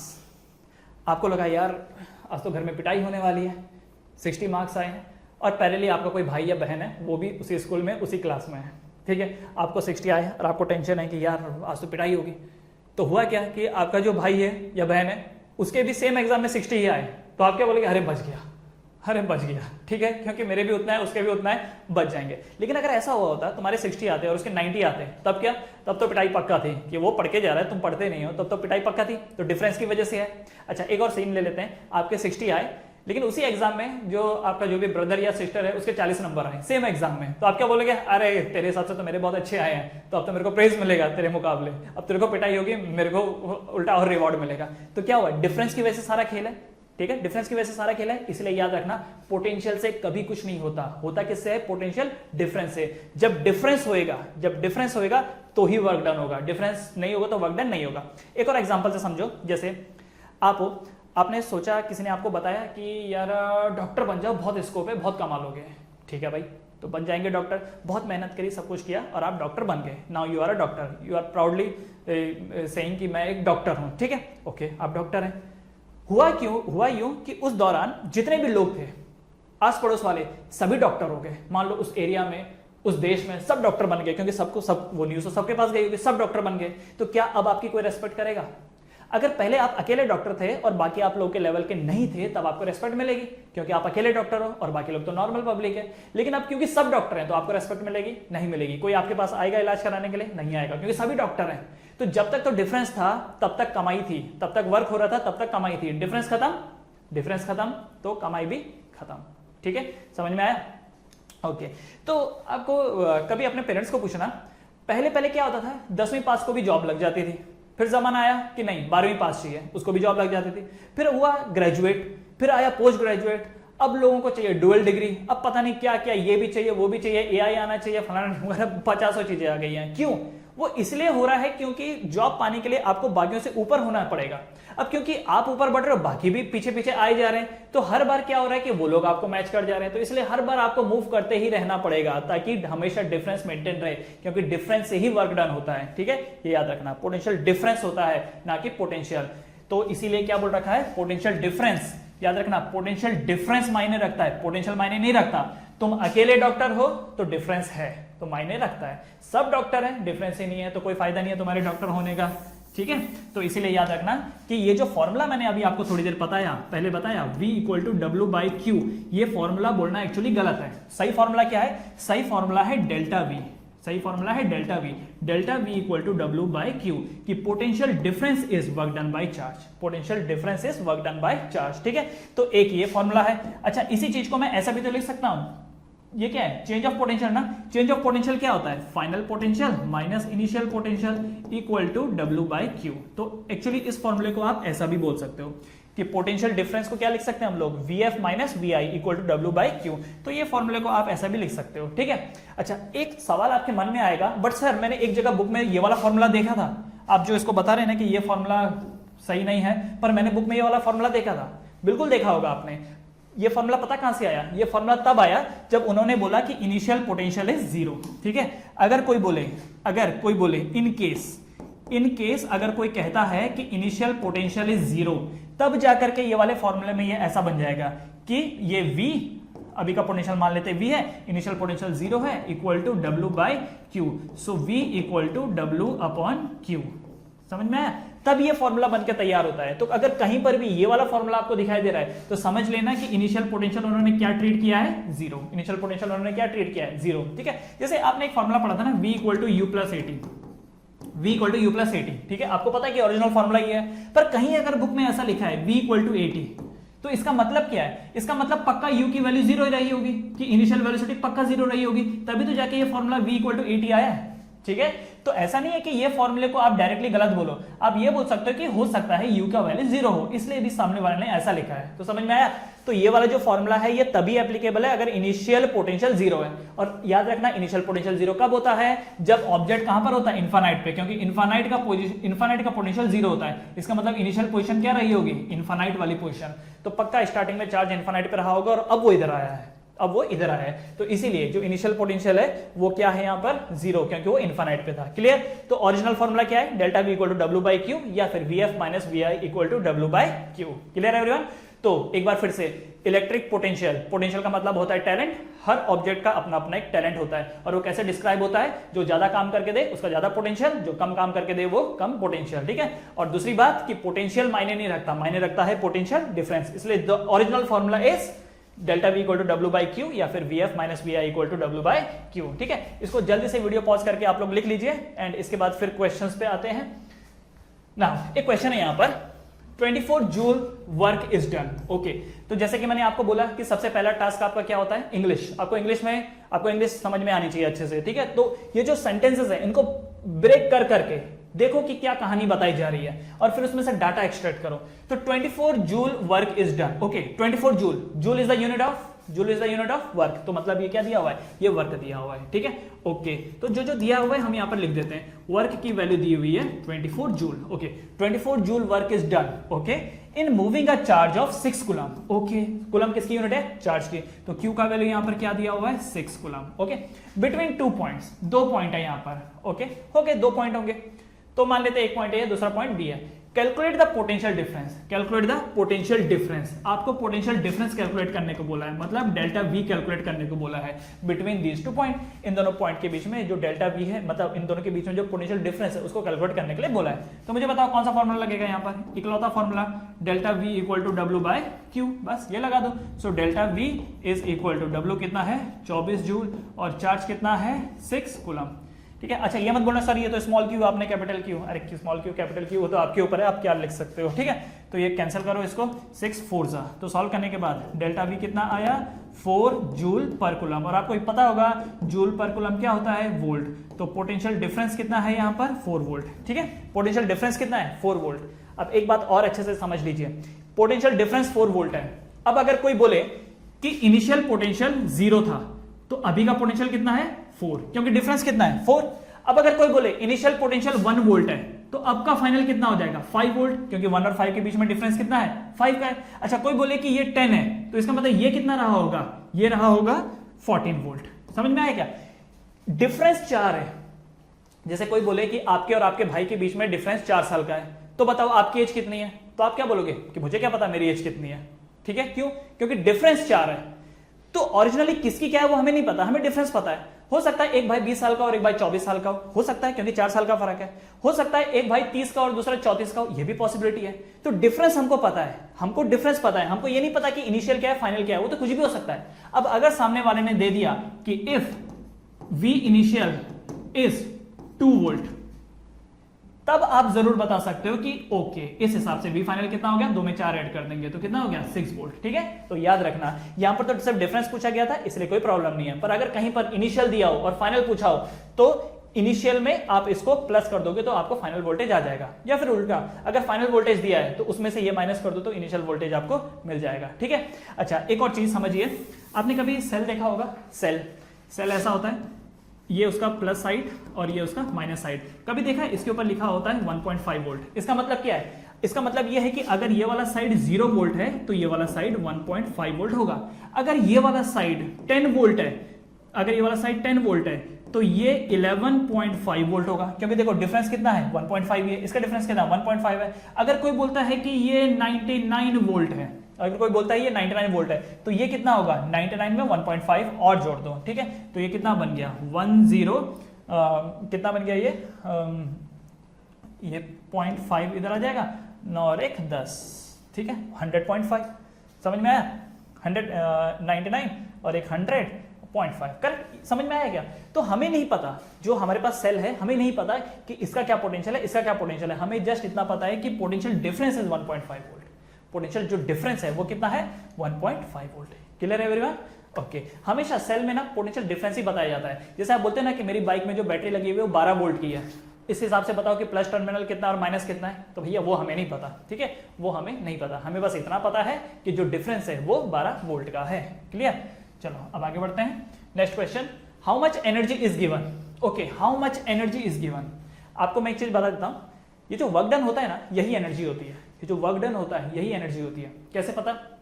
अच्छा, क्लास 9th में फॉर्मूला पढ़ा था वर्क डन का, फोर्स इंटू डिस्प्लेसमेंट पढ़ा था। Okay, force into displacement, force की यूनिट क्या होती है जरा पता करो, फोर्स की यूनिट क्या होती है केजी मीटर पर सेकंड स्क्वायर, और डिस्प्लेसमेंट की यूनिट क्या होती है मीटर, तो कंबाइन यूनिट क्या है इसकी केजी मीटर स्क्वायर पर सेकंड स्क्वायर। ये किसकी यूनिट है? वर्क डन की। अच्छा, एनर्जी की यूनिट क्या होती है? सो एनर्जी के कई सारे फॉर्मूले होते हैं, आप एनर्जी का फॉर्मूला ये भी लगा सकते हो हाफ mv स्क्वायर, याद है काइनेटिक एनर्जी, जरा चेक करो, हाफ का तो कोई यूनिट नहीं होगा, मास की यूनिट क्या होता है केजी, वेलोसिटी का क्या होता है मीटर पर सेकंड, और ये इसका स्क्वायर, तो सॉल्व करो जरा, ये कितना बना, ये बना केजी मीटर स्क्वायर पर सेकंड स्क्वायर, यही बना। क्या वर्क डन का एंड काइनेटिक एनर्जी का फॉर्मूला सेम है, सॉरी यूनिट सेम है दोनों का? यस। अच्छा, एनर्जी तो पोटेंशियल भी होती है ना, तो पोटेंशियल एनर्जी इज mgh, जरा इसमें अप्लाई करके देखो तो, मास का यूनिट होता है केजी, ग्रेविटी होती है मीटर पर सेकंड स्क्वायर, और हाइट जो है हाइट की यूनिट मीटर होगी क्योंकि हाइट की लेंथ ही है, तो इसको सॉल्व करो, केजी मीटर स्क्वायर पर सेकंड स्क्वायर, ये देख रहे हो क्या ये भी सेम है। तो इसलिए हमेशा याद रहे कि वर्क डन बोलो या काइनेटिक एनर्जी बोलो या पोटेंशियल एनर्जी बोलो या इस दुनिया की कोई भी एनर्जी बोलो, जैसे पीवी भी एक एनर्जी होती है, पी का मतलब pressure, V is the volume, जैसे बॉम्ब फटता है, बॉम्ब के पास एनर्जी है तो बॉम्ब के पास प्रेशर है, बॉम्ब के पास वॉल्यूम है, सो पीवी। ठीक है, सो पीवी भी एनर्जी होती है। इस दुनिया की कोई भी एनर्जी हो सबकी यूनिट सेम होती है, और कितनी होती है केजी मीटर स्क्वायर पर सेकंड स्क्वायर, और वर्क डन की भी वही होती है। सो इसलिए याद रखना वर्क डन ही काइनेटिक एनर्जी में कन्वर्ट होता है, वही पोटेंशियल एनर्जी में कन्वर्ट होता है, ये सब आपस में खेल खेल रहे होते हैं। वर्क डन ही काइनेटिक एनर्जी है, वर्क डन ही पोटेंशियल एनर्जी है, मतलब वर्क डन से ही काइनेटिक प्रोड्यूस होती है, वर्क डन से ही पोटेंशियल प्रोड्यूस होता है, पोटेंशियल से ही काइनेटिक होता है, काइनेटिक से ही वर्क डन होता है, पोटेंशियल से ही वर्क डन, ये सब आपस में इंटरचेंज होते ही रहते हैं। ठीक है, ओके। तो अब यहां पर पूछ रखा है इन लोगों ने how much energy is given, मतलब एनर्जी का मतलब क्या, आपसे वर्क डन ही पूछ रहा है। ठीक है, how much energy is given मतलब आपसे वर्क डन ही पूछ रहा है।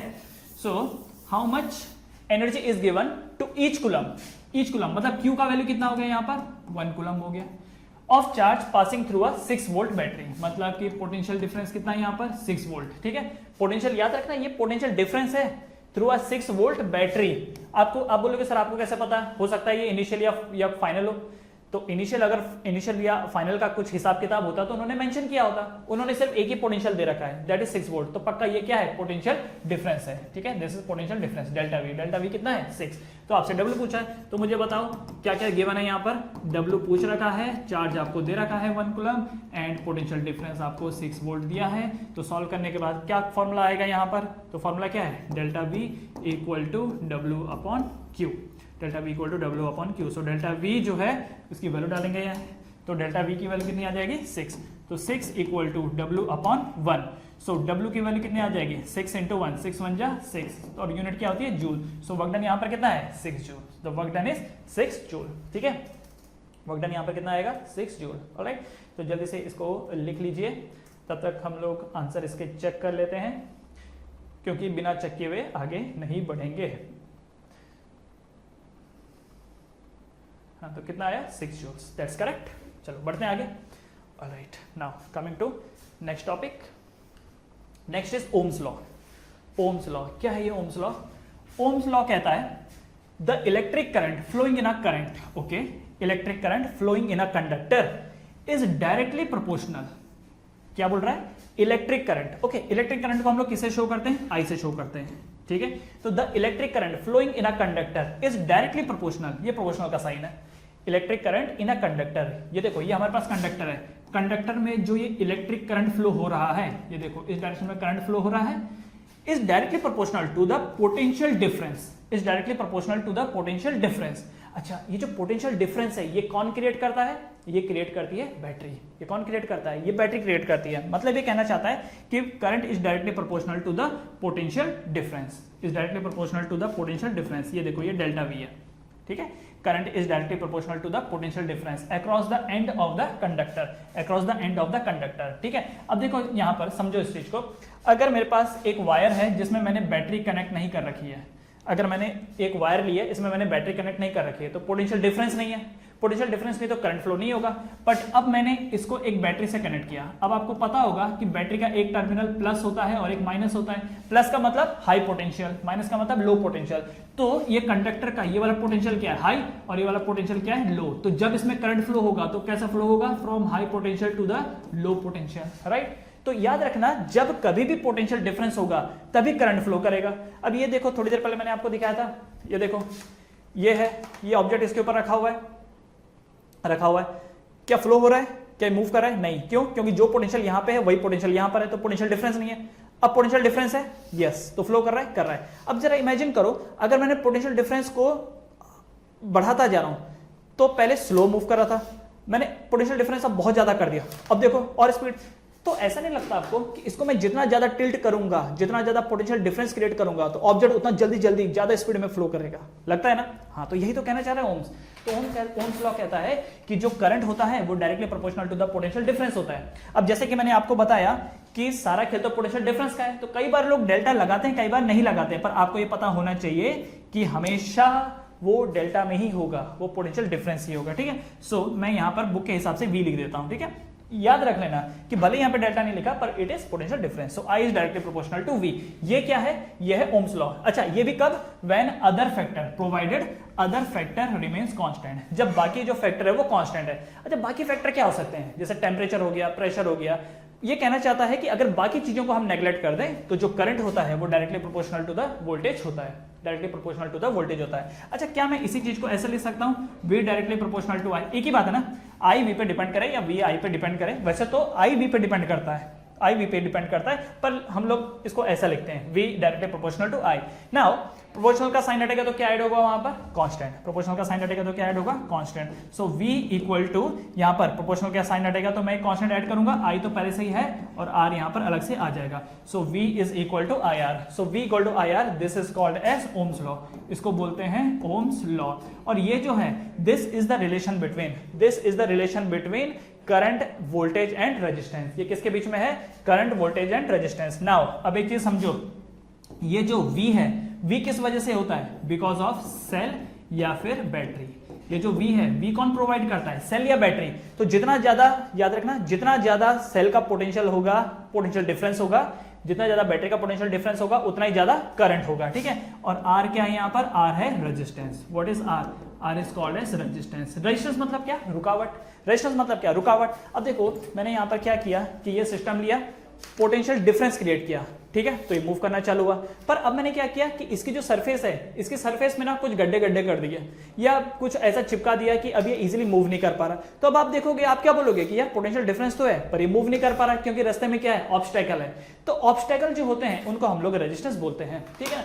तो ये क्या कहना चाहता है कि V जो है वो I के प्रोपोर्शनल तो है, लेकिन आपको साथ साथ में ये ध्यान देना है कि रेजिस्टेंस कि जो ये रेजिस्टेंस है वो कितना है, क्योंकि अगर रेजिस्टेंस बढ़ा तो आई को अपने आप कम होना पड़ेगा, अगर रेजिस्टेंस बढ़ा तो आई को अपने आप कम होना पड़ेगा। देखो फॉर एन एग्जांपल मान लेते हैं, जैसे एक एग्जांपल के लिए हमारे पास 12 वोल्ट की बैटरी है, ठीक है, हमारे पास 12 वोल्ट की बैटरी है। तो अब एक चीज देखो, क्या मैं V की जगह पर 12 लिख दूं? यस, 12 इक्वल टू, अब यहां पर मैं लिख देता हूं I इंटू आर, मतलब I और R का मल्टीपल क्या होगा? 12। अब मान लेते हैं कि अगर मेरे पास रेजिस्टेंस है 1 ओम का, अच्छा ohm is a unit of resistance, ठीक है, अगर मेरे पास रेजिस्टेंस है 1 का तो करंट को कितना होना पड़ेगा? 12, क्योंकि 1 इंटू 12 क्या होता है? 12। तो अगर रेजिस्टेंस 1 है तो करंट कितना है? 12।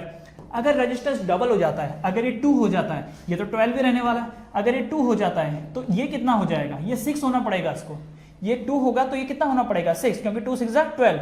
मान लेते हैं अगर ये 3 होगा तो इसको कितना होना पड़ेगा? 4, क्योंकि रिजल्ट तो 12 भी होगा। आप ऐसा समझो जैसे आपके घर में 12 रोटियां ही बनती है, आप ऐसा समझो घर में 12 रोटियां ही बनती है, तो अगर आप अकेले हो तो पूरी की पूरी 12 रोटी आप ही की है रेस्ट, लेकिन अगर 2 लोग हुए तो अब आपको 6 मिलेगा, अगर 3 लोग हुए तो अब आपको 4 मिलेगा। तो घर में जितने ज्यादा सदस्य बढ़ेंगे तो ये जो कंट्रीब्यूशन है आपके हिस्से में ये कम हो जाएगा, समझ में? तो ये जो चीज है ये क्या बता रहा है? ये बता रहा है कि याद रखना कि जो बैटरी का जो सेल, बैटरी का जो वोल्टेज होता है वो कांस्टेंट होता है, वो क्या होता है? कांस्टेंट होता है, इट इज अ कांस्टेंट, ठीक है। अच्छा, ये जो रेजिस्टेंस होता है, रेजिस्टेंस भी कांस्टेंट होता है, आगे चल करके हम पढ़ेंगे कि किस बात पे वो डिपेंड करता है, ठीक है। तो बैटरी का वोल्टेज इज कांस्टेंट, बैटरी का रेजिस्टेंस इज कांस्टेंट, तो सारा का सारा जो इंपैक्ट पड़ेगा वो आई पे पड़ेगा। So I will be your output, I जो है वो क्या है? आपका आउटपुट है, ठीक है, आई जो है वो आउटपुट है। तो कहने को हम लोग फॉर्मूला ऐसा लिखते हैं V equal to I R, but actually पता है ये फॉर्मूला कैसा होना चाहिए? I equal to V by R, ऐसा होना चाहिए, ओरिजिनली फॉर्मूला ऐसा होना चाहिए। इसका मतलब V जो है वो इनपुट है, R इनपुट है और I क्या है? आउटपुट। तो आउटपुट इन दोनों पे डिपेंड करता है, V जितना ज्यादा करंट उतना ज्यादा, रेजिस्टेंस जितना ज्यादा करंट उतना कम, ठीक है। घर में अगर रोटियां बनना ज्यादा शुरू हो गया और आप वहां पर अकेले हो तो सारी की सारी रोटियां आपकी, पर अगर ऐसा हो जाए कि रिश्ते के घर में जो आपके लोग हैं वो बढ़ जाएं तो आपको रोटियां कम मिलेगी। बट अगर ऐसा हो जाए कि रोटियां भी अब ज्यादा बनने लगी हैं, रोटियां ज्यादा बनने लगी हैं, तो इसका मतलब आपको ज्यादा मिलेगा, ठीक है। तो वही चीज है कि बन कितना रहा है और लोग कितने हैं। जितना ज्यादा बनेगा और लोग जितने कम हुए आपके हिस्से में उतना ही ज्यादा आएगा। बन कम रहा है, लोग बहुत ज्यादा, तो आपके हिस्से में बहुत कम आएगा। अच्छा, जितने लोग बढ़ रहे हैं उतना घर में मैन्युफैक्चरिंग भी ज्यादा हो रहा है, तब तो आपको कोई फर्क नहीं पड़ेगा। मान लो कि अगर ऐसा हुआ कि पहले बैटरी का 12 वोल्ट था, रेजिस्टेंस 1 था, तो रिजल्ट 12 आया, लेकिन अब हुआ क्या कि रेजिस्टेंस 2 हो गया, लेकिन सामने वाले ने 12 का 24 कर दिया, तो भी तो रिजल्ट 12 ही आएगा ना। तो अगर रेजिस्टेंस बढ़ रहा है तो वोल्टेज भी अगर बढ़ रहा है साथ में, तब चलो कोई फर्क नहीं पड़ेगा। लेकिन अगर सिर्फ रेजिस्टेंस ही बढ़ता जा रहा है, वोल्टेज में कोई फर्क नहीं पड़ रहा, तो भाई हिस्सेदारी में कम आपको मिलने वाला है, ठीक है। So what is this? This is called as Ohm's law. This is Ohm's law, V equal to I R, where V is the potential difference जो कि सेल प्रोवाइड करता है, R रेजिस्टेंस जो कि वायर का अपने अंदर का खुद का होता है, और I इन दोनों पे डिपेंड करता है, ठीक है। सो ये वेरिएबल है, बाकी V एंड R क्या है यहाँ पर? कांस्टेंट है। तो इसे जल्दी जल्दी लिख लीजिए एंड फिर बढ़ते हैं आगे to the next part. Next part पे बढ़ेंगे, इसको जल्दी से कॉपी करके लिख लीजिए। नाउ पढ़ते हैं आगे। Okay, factor on which resistance of a conductor depend. अच्छा, एक बार जरा देखते हैं कि शुरुआत से हमने क्या क्या पढ़ा। हमने सबसे पहले पढ़ा कि भाई चार्ज होता है, ठीक है, चार्ज होता है, चार्ज की वजह से क्या क्रिएट होता है? करंट क्रिएट होता है। चार्ज होता है, चार्ज की वजह से करंट क्रिएट होता है, और वो भी तब क्रिएट होता है जब पोटेंशियल होता है। तो सबसे पहले हमने इलेक्ट्रिक चार्जेस पढ़े, याद है, इलेक्ट्रिक चार्जेस सबसे पहले पढ़ा, फिर हमने इलेक्ट्रिक करंट पढ़ा, ठीक है, इलेक्ट्रिक करंट, पहले इलेक्ट्रिक चार्ज पढ़ा, फिर इलेक्ट्रिक करंट पढ़ा, फिर इलेक्ट्रिक पोटेंशियल पढ़ा, है ना, क्योंकि जब चार्ज फ्लो होगा तभी करंट होगा, करंट तब फ्लो होगा जब बैटरी लगी होगी। फिर हमने एक और चीज देखा ओम्स लॉ में कि यार एक और चीज है जो सामने प्रॉब्लम क्रिएट कर सकती है, और वो क्या है? रेजिस्टेंस। तो तीसरा पार्ट हमने क्या पढ़ा? रेजिस्टेंस पढ़ा। अब हम ये देख रहे हैं कि रेजिस्टेंस किस किस बात पर डिपेंड करता है, क्योंकि हम चाहेंगे कि रेजिस्टेंस की वैल्यू कम से कम रहे, हम चाहेंगे कि रेजिस्टेंस की वैल्यू कम से कम रहे, सो दैट करंट हमको ज्यादा मिले, क्योंकि करंट का फॉर्मूला क्या है? I equal to V by R. तो अगर रेजिस्टेंस की वैल्यू कम होगी तभी तो करंट की वैल्यू बढ़ेगी। तो हमें पता तो होना चाहिए कि रेजिस्टेंस को कम कैसे करना है, हमें पता तो होना चाहिए रेजिस्टेंस को कम कैसे करना है। जैसे आपने फ्रिक्शन वर्ड सुना है, फ्रिक्शन, जब गाड़ी चलती है तो टायर में फ्रिक्शन लगता है, टायर, जो टायर होता है टायर के रिम में और जो शाफ्ट होता है उसमें फ्रिक्शन लगता है, तो हम क्या करते हैं, ग्रीसिंग करते हैं ताकि फ्रिक्शन कम हो जाए और हमारा काम आसान हो जाए। तो यहाँ पर भी हम बिल्कुल वही करेंगे, देखेंगे कि यार रेजिस्टेंस किस किस बात पर डिपेंड करता है और कैसे रेजिस्टेंस को हम लोग कम कर सके।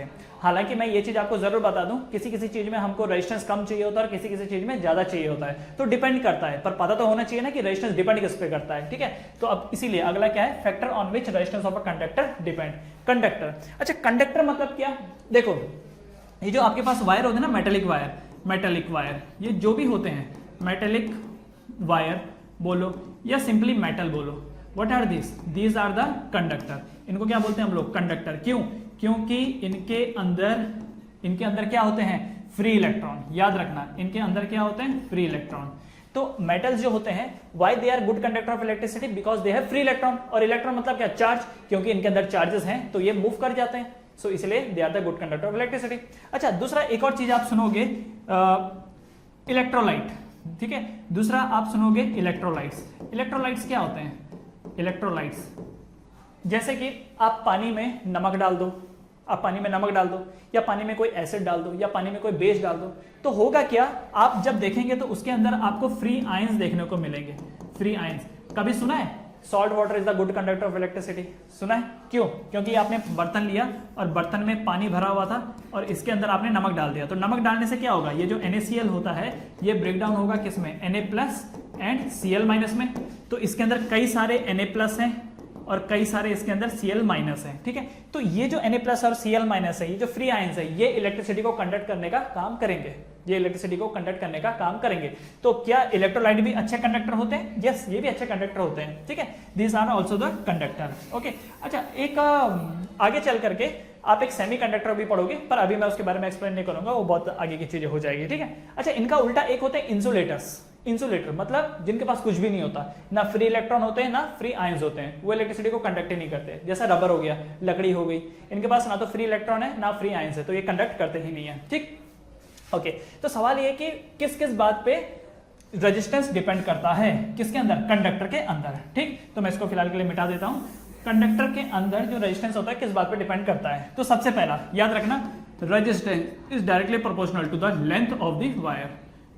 लेंथ ऑफ वायर पे डिपेंड करता है। लेंथ ऑफ वायर को हम कैसे डिनोट करते हैं, L से डिनोट करते हैं, ठीक। मैं यहाँ पे शॉर्ट में लिख देता हूं, resistance is directly proportional to the N। देखो कैसे, ये एक वायर है जो छोटी है और एक दूसरी वायर है जो लंबी सी है। अगर आप करंट को पूछोगे, करंट छोड़ो, मान लो दो हाईवे हैं, एक छोटा सा हाईवे है और एक बड़ा हाईवे है, आपको गांव जाना है, ठीक है। ये देखो, ये पॉइंट A है और ये पॉइंट B है, आपको गांव जाना था। एक रास्ता ये है, ठीक है, गांव जाने के लिए, दूसरा रास्ता ये है, ये ऐसे। गांव जब आप जाओगे किस रास्ते से जाओगे, पहले वाले से या दूसरे वाले से? ये पहला रास्ता, ये दूसरा वाला है, किससे जाओगे, पहले या दूसरा?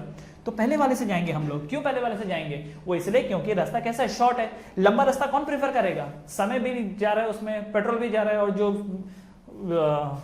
आपको थकावट लगेगी वो अलग, ठीक है। तो इसलिए जो करंट होता है वो भी यही करता है, वो देखता है कि अगर वायर लंबी है तो अवॉइड करता है, लंबी वायर को वो अवॉइड करता है। तो इसलिए आप ये बोल सकते हो कि resistance directly proportional to the length of the wire. अगर वायर लंबा है, उसका लेंथ ज्यादा है, तो रेजिस्टेंस भी ज्यादा होगा, करंट वायर से जाना पसंद नहीं करेगा। या यूं बोलो कि करंट की वैल्यू रिड्यूस हो जाएगी, अब ऐसे केस में जो मैंने आपको एग्जांपल दिया था, आप देखोगे कि 99% लोग ऊपर का रास्ता लेंगे और बहुत ही कम परसेंट होंगे जो ऐसा लंबा रास्ता लेंगे। लंबा रास्ता सामने वाला इंसान तभी लेगा जब टाइम बहुत है, पेट्रोल बहुत है उनके पास, कोई पैसों की कमी नहीं है, ठीक है, या फिर कुछ अच्छी लोकेलिटी है, कुछ एंजॉयमेंट करते करते जाना है, तभी लेंगे हम लोग, ठीक। ओके, नाउ दूसरा रेजिस्टेंस किस बात पर डिपेंड करता है, resistance is inversely proportional to the cross sectional area, ठीक है। क्रॉस सेक्शनल एरिया पे वो डिपेंड करता है। क्रॉस सेक्शनल एरिया मतलब क्या, इसको मैं A से डिनोट करता हूं। So R is inversely proportional to the cross sectional area. ये वायर ली आपने, इस वायर को आपने बीच में से ऐसा काटा, तो जब सामने से देखोगे तो आपको क्रॉस सेक्शनल एरिया ऐसा दिखाई देगा, right. This is your cross sectional area, ये आपका क्रॉस सेक्शनल एरिया है। ये वायर लिया, बीच में से ऐसा कट कर दिया, तो सामने से आप देख रहे हो what is this is the cross sectional area. तो क्रॉस सेक्शनल एरिया जितना ज्यादा होगा रेजिस्टेंस उतना ही कम होगा, क्रॉस सेक्शनल एरिया जितना ज्यादा रेजिस्टेंस उतना ही कम। क्यों भाई, सीधी सी बात है। अगर मान लो आपके सामने दो ऑप्शन है, एक हाईवे ऐसा है जो 2 लेन का है और एक हाईवे जो 6 लेन का है, ठीक है। ये 2 लेन का हाईवे है, आप इसमें जाना पसंद करोगे या 6 लेन वाले हाईवे में जाना पसंद करोगे जिसमें बहुत सारे लेन हैं, किसमें जाना पसंद करोगे? भाई मेरे को पूछो तो मैं तो इसमें जाना पसंद करूंगा। क्यों पसंद करूंगा मैं? क्योंकि ये चौड़ा है और मुझे मालूम है कि यहाँ पे ट्रैफिक भी नहीं लगेगा, इजीली हम बाईपास हो सकते हैं। जबकि यहाँ पर कोई गाड़ी अगर एक फंस गई तो इसका मतलब सारे पीछे वाले क्या हो जाएंगे, ब्लॉक हो जाएंगे। तो इसीलिए मैं यहाँ पर क्या करूंगा, चौड़े वाले को प्रेफर करूंगा। तो करंट भी बिल्कुल यही करता है। करंट क्या बोलता है, जहां का एरिया ऑफ क्रॉस सेक्शन ज्यादा होगा वहां का रेजिस्टेंस कम होगा, ठीक है, और वहां से करंट इजीली फ्लो करेगा, ठीक। अच्छा, this is my equation number 1, this is my equation number 2। इन दोनों को ज्वाइन कर दूं। So by 1 and 2, by 1 and 2 हम ये देखते हैं कि R is directly proportional to L by A, R is directly proportional to L by A। Proportional का साइन हटता है तो कुछ कांस्टेंट ऐड होता है, yes. So R is equal to rho L by A, R is equal to rho L by A। This is the formula for the resistance. ये किसका formula है? रेजिस्टेंस का। अच्छा, बाय द वे जो ये resistance होता है, रेजिस्टेंस की जो यूनिट होती है, रेजिस्टेंस की जो यूनिट होती है वो होती है ओम। दिस इज द सिंबल, और इसको बोला कैसे जाता है? OHM, ओम, इसको ऐसा बोला जाता है। रेजिस्टेंस की यूनिट क्या होती है? ओम होती है, ठीक है। अच्छा, और ये क्या चीज है? What is this? This is resistivity. इसको क्या बोलते हैं? Resistivity. This is called as resistivity. और रेजिस्टिविटी का यूनिट क्या होता है? रेजिस्टिविटी का यूनिट होता है ओम मीटर। रेजिस्टिविटी का यूनिट क्या होता है? ओम मीटर, ठीक है। अब आपके मन में एक सवाल आएगा, सर रेजिस्टेंस ये तो चलो समझ में आता है, रेजिस्टिविटी मतलब क्या है? कुछ नहीं है यार, ये बिल्कुल ऐसा समझ लो जैसे आप दुकान में जाते हो कि भैया ये पेन कितने का है, ये पेन कितने का है। दुकान वाले ने बोला ₹20, ₹20 पर पेन, ₹20 पर पेन, ठीक है। तुमने बोला भैया एक काम करो 5 पेन पैक कर दो। तुमने क्या बोला? 5 पेन दे दो। तो 5 पेन, तो जो टोटल जो कॉस्ट पड़ेगा आपको वो क्या पड़ेगा? Per pen into number of pen, यही होगा ना, per pen into number of pen. तो पर पेन का कॉस्ट कितना? ₹20। कितना खरीदा तुमने? 5 खरीदा, तो टोटल कॉस्ट तुमको कितना पड़ गया? ₹100। तो ये जो ₹100 है, ये जो टोटल है, ये होगा रेजिस्टेंस, ठीक है। ये क्या होगा? रेजिस्टेंस होगा। और ये जो पर यूनिट का जो रेट पड़ रहा है, ये क्या है? ये है रेजिस्टिविटी। रेजिस्टिविटी समझ में आया? बस, और कुछ डिफरेंस नहीं है। ये वाली जो चीज है ये हमेशा फिक्स रहेगी, ये हमेशा फिक्स रहेगी। बदलेगा क्या? रेजिस्टेंस बदलेगा। तो कहने का मतलब ये है कि ये जो फॉर्मूला है ये क्या बता रहा है कि ये जो है, ये वाली क्वांटिटी ये फिक्स है भाई, ये फिक्स है, ये फिक्स है। L और A को चेंज करोगे तो ये R बदल के आएगा, ठीक है। ये वेरिएबल है, दिस इज वेरिएबल। मतलब कि जो रेजिस्टेंस है, रेजिस्टेंस इन पे डिपेंड करता है, रेजिस्टिविटी कभी किसी पे डिपेंड नहीं करता। रेजिस्टिविटी फिक्स है, रेजिस्टिविटी फिक्स है, वो कभी किसी पे डिपेंड नहीं करता, ठीक है। डिपेंड कौन करता है? रेजिस्टेंस। जैसे 20 रुपए का पेन है, ये फिक्स है, ये जो 20 रुपए का पेन है पर पेन 20 रुपया फिक्स है। बदलेगा क्या? बदलेगा तो ये बदलेगा, ठीक है। ये किस बात पे बदलेगा? कि जितना आप खरीदोगे, एक पेन खरीदोगे तो 20, 2 खरीदोगे 40, 3 खरीदोगे 60 एंड सो ऑन। समझ में आया? तो वही हिसाब किताब बिल्कुल यहां पर भी है। Clear everyone? तो रेजिस्टेंस का मतलब होता है रुकावट। करंट के रास्ते में रुकावट is called as resistance. And दूसरा, रेजिस्टेंस किस पे डिपेंड करता है? रो L बाय A पे डिपेंड करता है। और एक और चीज ये याद रखना, rho is different for different material. Rho is different for different material. Rho is different for different material. Her material के लिए रो अलग अलग होता है, हर मटेरियल के लिए रो अलग अलग होता है, ठीक है।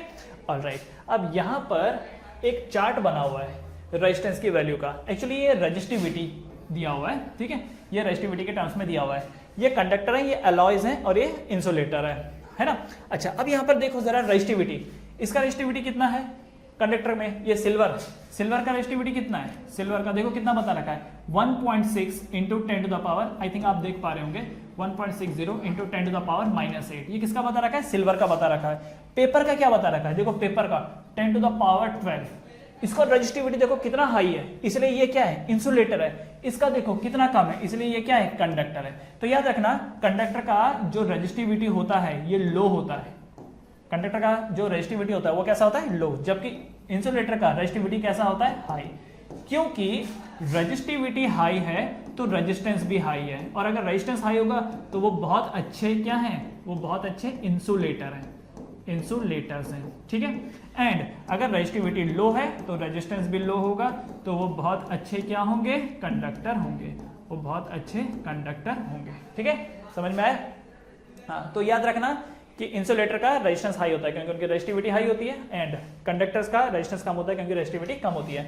और अगर आप लिस्ट में देखो तो सबसे कम रेजिस्टिविटी सिल्वर की है। इसका मतलब अगर घर में वायरिंग्स करनी हो तो सबसे बेस्ट ऑप्शन क्या है आपके पास? सिल्वर है। सबसे बेस्ट ऑप्शन क्या है? सिल्वर है। लेकिन एक प्रॉब्लम है, तुम अगर सिल्वर लगाओगे तो भाई सबसे पहले तो खर्चा बहुत आएगा और दूसरा चोरी होने के भी चांसेस है, तो हम सिल्वर नहीं लगाते। तो सिल्वर के बाद जो सेकंड बेस्ट है हमारे पास ऑप्शन, वो क्या है? कॉपर।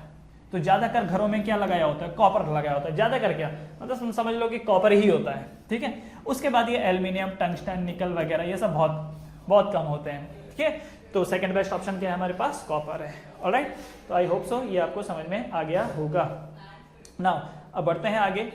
ये सारी चीजें क्लियर हो गई।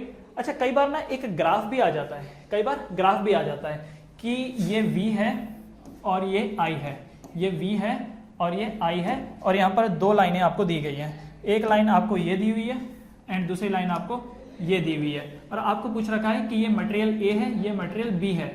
तो बताइए इन दोनों में से रेजिस्टेंस किसका ज्यादा है? इन दोनों में से रेजिस्टेंस किसका ज्यादा है? ठीक है, तो आप फॉर्मूला बताओ रेजिस्टेंस का क्या है।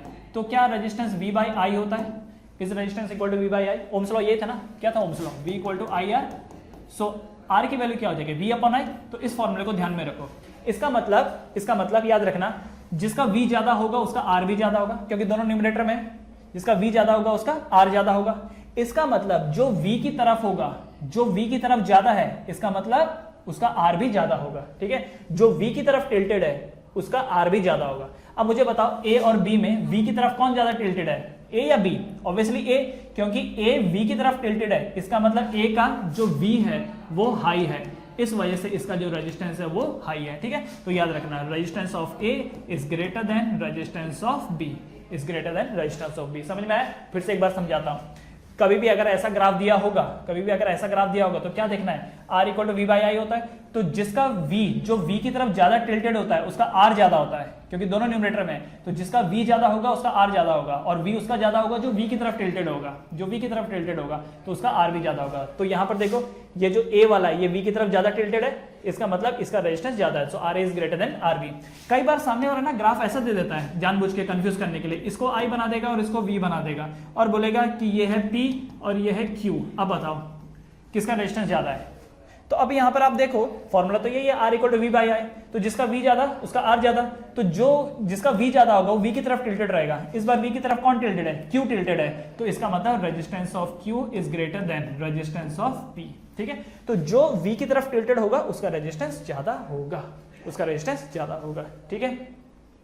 और याद रखना लिखने को हम भले ही लिख दें R equal to V by I, लेकिन असल में फॉर्मूला क्या होना चाहिए? R equal to delta V upon I। तो डेल्टा क्यों नहीं लिखते हम लोग? क्योंकि ज्यादातर जो हमको क्वेश्चंस दिए हुए होते हैं उसमें पोटेंशियल डिफरेंस के ही टर्म्स में दिया होता है, इसलिए हम लोग नहीं लिखते हैं। पर समझ लेना कि भाई रेजिस्टेंस की पोटेंशियल कुछ नहीं होता क्या है? Potential difference. होता क्या है? Potential difference. ठीक है, अच्छा अब एक चीज, छोटी सी चीज है, इसको आप देख लो कि temperature dependence on the resistance, temperature dependence on the resistance. ठीक है, तो क्या है टेम्परेचर डिपेंडेंस? तो याद रखो इन कंडक्टर्स, अगर मैं कंडक्टर्स की बात करूं, इन कंडक्टर्स, तो कंडक्टर्स में क्या होता है? जब कभी भी टेम्परेचर बढ़ता है, तो रेजिस्टेंस बढ़ता है। तो क्या होता है?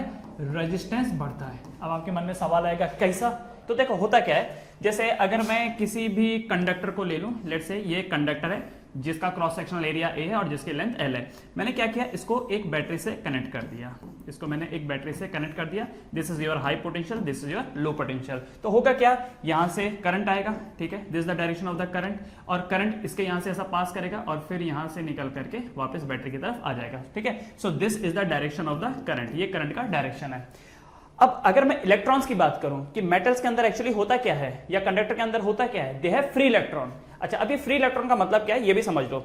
जैसे अगर मैं इस कंडक्टर को देखूं, ये ज्यादातर जो हमारे पास कंडक्टर्स हैं वो किस चीज के बने हुए हैं? कॉपर के बने हुए हैं।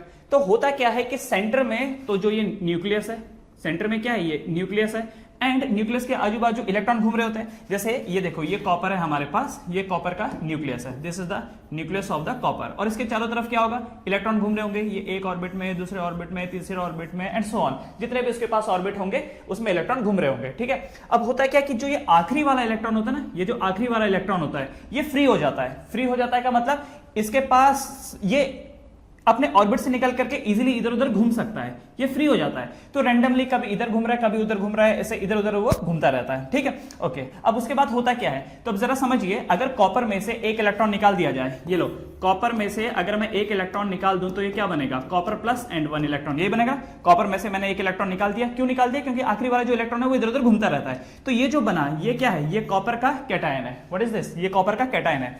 ऑलराइट, आपको मालूम होगा जो पॉजिटिव चार्ज होता है उसको हम लोग क्या बोलते हैं, कैटायन। तो ये जो चीज बची ये क्या है, कैटायन। तो ये देखो, ये मैंने क्या बना रखा है, what are this, these are the cation. तो अब एक कैटायन ये है, दूसरा कैटायन यहां पर कॉपर का ये है, तीसरा कैटायन ये है, चौथा ये, पांचवा ये, छठवां ये एंड सो ऑन, बहुत सारे ये यहां पर क्या है, कैटायंस है। These are the cations. Cations मतलब कॉपर प्लस, कैटायंस का मतलब कॉपर प्लस। एंड जो ये फ्री इलेक्ट्रॉन है, ये जो फ्री इलेक्ट्रॉन है ये कहां है, ये इसके बीच में है, रैंडमली इधर उधर घूम रहे हैं, ठीक है। अब यहां पर एक चीज देखिए, मान लेते हैं कि ये जो है दिस इज द इलेक्ट्रॉन, मान लेते हैं कि ये एक इलेक्ट्रॉन है, ठीक है, ये एक इलेक्ट्रॉन है। अब ये इलेक्ट्रॉन जब तक तो बैटरी कनेक्टेड नहीं थी इधर उधर घूमता था, अंदर ही अंदर ऐसा करके घूमता था। जैसे मैंने बैटरी कनेक्ट कर दी तो अब ये इलेक्ट्रॉन किधर जाना चाहेगा, इधर जाना चाहेगा, ठीक है। ये इलेक्ट्रॉन किधर जाना चाहेगा, इधर, क्योंकि बैटरी का साइड पॉजिटिव है और इलेक्ट्रॉन हमेशा पॉजिटिव साइड की तरफ अट्रैक्ट होते हैं, तो इलेक्ट्रॉन जो है वो इधर जाना चाहेगा। अब एक इलेक्ट्रॉन थोड़ी है, कई सारे इलेक्ट्रॉन है, ठीक है, कई सारे इलेक्ट्रॉन है। तो जैसे मान लेते हैं कि दूसरा इलेक्ट्रॉन ये है, तीसरा इलेक्ट्रॉन यहां पर है, चौथा इलेक्ट्रॉन यहां पर है, पांचवा इलेक्ट्रॉन यहां पर है। तो ये सारे के सारे इलेक्ट्रॉन किधर जाना चाहते हैं, इधर लेफ्ट हैंड साइड की तरफ। ऑलराइट, अब अगर टेम्परेचर बढ़ा दिया जाए, टेम्परेचर बढ़ा दिया जाए तो होता क्या है, ये जो बीच में कॉपर के जो कैटायंस थे अब ये वाइब्रेट करने लगते हैं। आपको मालूम है ना, गर्मी की वजह से इनके अंदर एनर्जी आ जाएगी और ये वाइब्रेट करना चालू करेंगे। तो वाइब्रेट करेंगे तो क्या होगा, पहले इलेक्ट्रॉन आसानी से जा पा रहे थे, यहां ये वाला इलेक्ट्रॉन आसानी से जा पा रहा था, ये वाला इलेक्ट्रॉन आसानी से जा पा रहा था, ये आसानी से जा पा रहा था, ये वाला पहले गया इधर टकराया, फिर टकराने के बाद इधर से रास्ता चेंज कर लिया और आसानी से चला गया। कब, जब ये अपनी जगह पर फिक्स है। पर अगर यही कैटायन वाइब्रेट करने लगे तो देखो, जैसे एक कैटायन यहां पर है और एक इलेक्ट्रॉन यहां पर है, चुपचाप इलेक्ट्रॉन सीधा जाकर के निकल गया, ठीक है। और अगर मान लो इलेक्ट्रॉन के रास्ते में आ भी गया तो टकराया, फिर साइड से निकल के आगे बढ़ गया। लेकिन अगर ऐसा हो, जरा समझना, ऐसा हो, ये कैटायन है, ये वाइब्रेट कर रहा है, अब इलेक्ट्रॉन कहीं पर भी आए, इधर पे आता है तो भी हिट कर देता है वो, ठीक है, और अगर इधर पे आए तो भी हिट करता है। तो इलेक्ट्रॉन इधर आया, ऐसा हिट किया, उसको उधर कर दिया, इलेक्ट्रॉन इधर आया तो रास्ते में तो ये आ ही रहा है, अगर इलेक्ट्रॉन नीचे से आया हिट करके इधर कर दिया, तो जो इलेक्ट्रॉन पहले इजीली पास हो रहा था वो पास नहीं हो पाएगा। क्यों, क्योंकि अब ये वाइब्रेट कर रहा है। जैसे क्लास में कुछ बच्चे हैं, अगर मान लो उनकी पोजीशन मैंने फिक्स कर रखी है कि तू यहां खड़ा रहेगा, तू यहां खड़ा रहेगा, तू यहां, सबकी पोजीशन मैंने फिक्स कर रखी है और मुझे इधर से उधर पास होना है, तो मैं इजीली उनके बीच में से निकल जाऊंगा। पर अगर वो भी हिल रहे होंगे इधर से उधर, इधर से उधर, वो अगर खुद ही मूवमेंट में है तो मेरे लिए मुश्किल हो जाएगा आगे गुजरना, ठीक है, क्योंकि बार बार मैं देख रहा हूं कि वो लोग मेरे से टकरा रहे हैं या मैं उनसे टकरा रहा हूं, तो प्रॉब्लम हो जाएगी। तो याद रखना, जब कभी भी टेम्परेचर बढ़ता है तो रेजिस्टेंस इसलिए बढ़ता है क्योंकि ये जो इलेक्ट्रॉन्स होते हैं, इलेक्ट्रॉन्स का जो मूवमेंट होता है उसको रुकावट मिलती है, ठीक है। एक और बात, जिस डायरेक्शन में करंट फ्लो करता है उसके ऑपोजिट डायरेक्शन में इलेक्ट्रॉन फ्लो करते हैं, ठीक है। मैं यहां पर लिख देता हूं, direction of flow of electron, direction of flow of electron is always opposite to the flow of current, is opposite to the flow of current, ठीक है। जिस डायरेक्शन में करंट बहता है उसके उल्टे डायरेक्शन में इलेक्ट्रॉन बहते हैं। तो अगर करंट लेफ्ट से राइट की तरफ जा रहा है तो इसका मतलब इलेक्ट्रॉन राइट से लेफ्ट की तरफ जाएंगे। क्यों, क्योंकि जो ये करंट है, करंट हाई पोटेंशियल से लो पोटेंशियल की तरफ जाता है, जबकि इलेक्ट्रॉन लो से हाई की तरफ जाता है। क्योंकि इलेक्ट्रॉन को ऑपोजिट साइड, ऑपोजिट क्या होता है ना, इलेक्ट्रॉन का चार्ज नेगेटिव है वो तो प्लस की तरफ जाना पसंद करेगा, जबकि करंट हाई से लो की तरफ जाता है। इसलिए करंट का उल्टे डायरेक्शन में कौन फ्लो होता है, इलेक्ट्रॉन फ्लो होते हैं, ठीक है। सो इसलिए जब कभी भी टेम्परेचर बढ़ेगा तो जो रेजिस्टेंस हो जाएगा वो बढ़ जाएगा, बट किसके लिए, only for the conductor, only for the conductor. याद रखना, ये किसकी बात हो रही है, ओनली फॉर द कंडक्टर। अगर इलेक्ट्रोलाइट हो तो इलेक्ट्रोलाइट में ऐसा नहीं होता है। इलेक्ट्रोलाइट में अगर आप टेम्परेचर बढ़ाओगे तो उसकी जो कंडक्टिविटी है वो बढ़ जाती है, ठीक है। यहां पर मैं बात किसकी कर रहा हूं, मैं बात कर रहा हूं यहां पर कंडक्टर्स की। ऑलराइट, ओके, तो इसको आप लोग लिख लेना। बढ़ते हैं आगे। Now coming to the next part, resistance in series.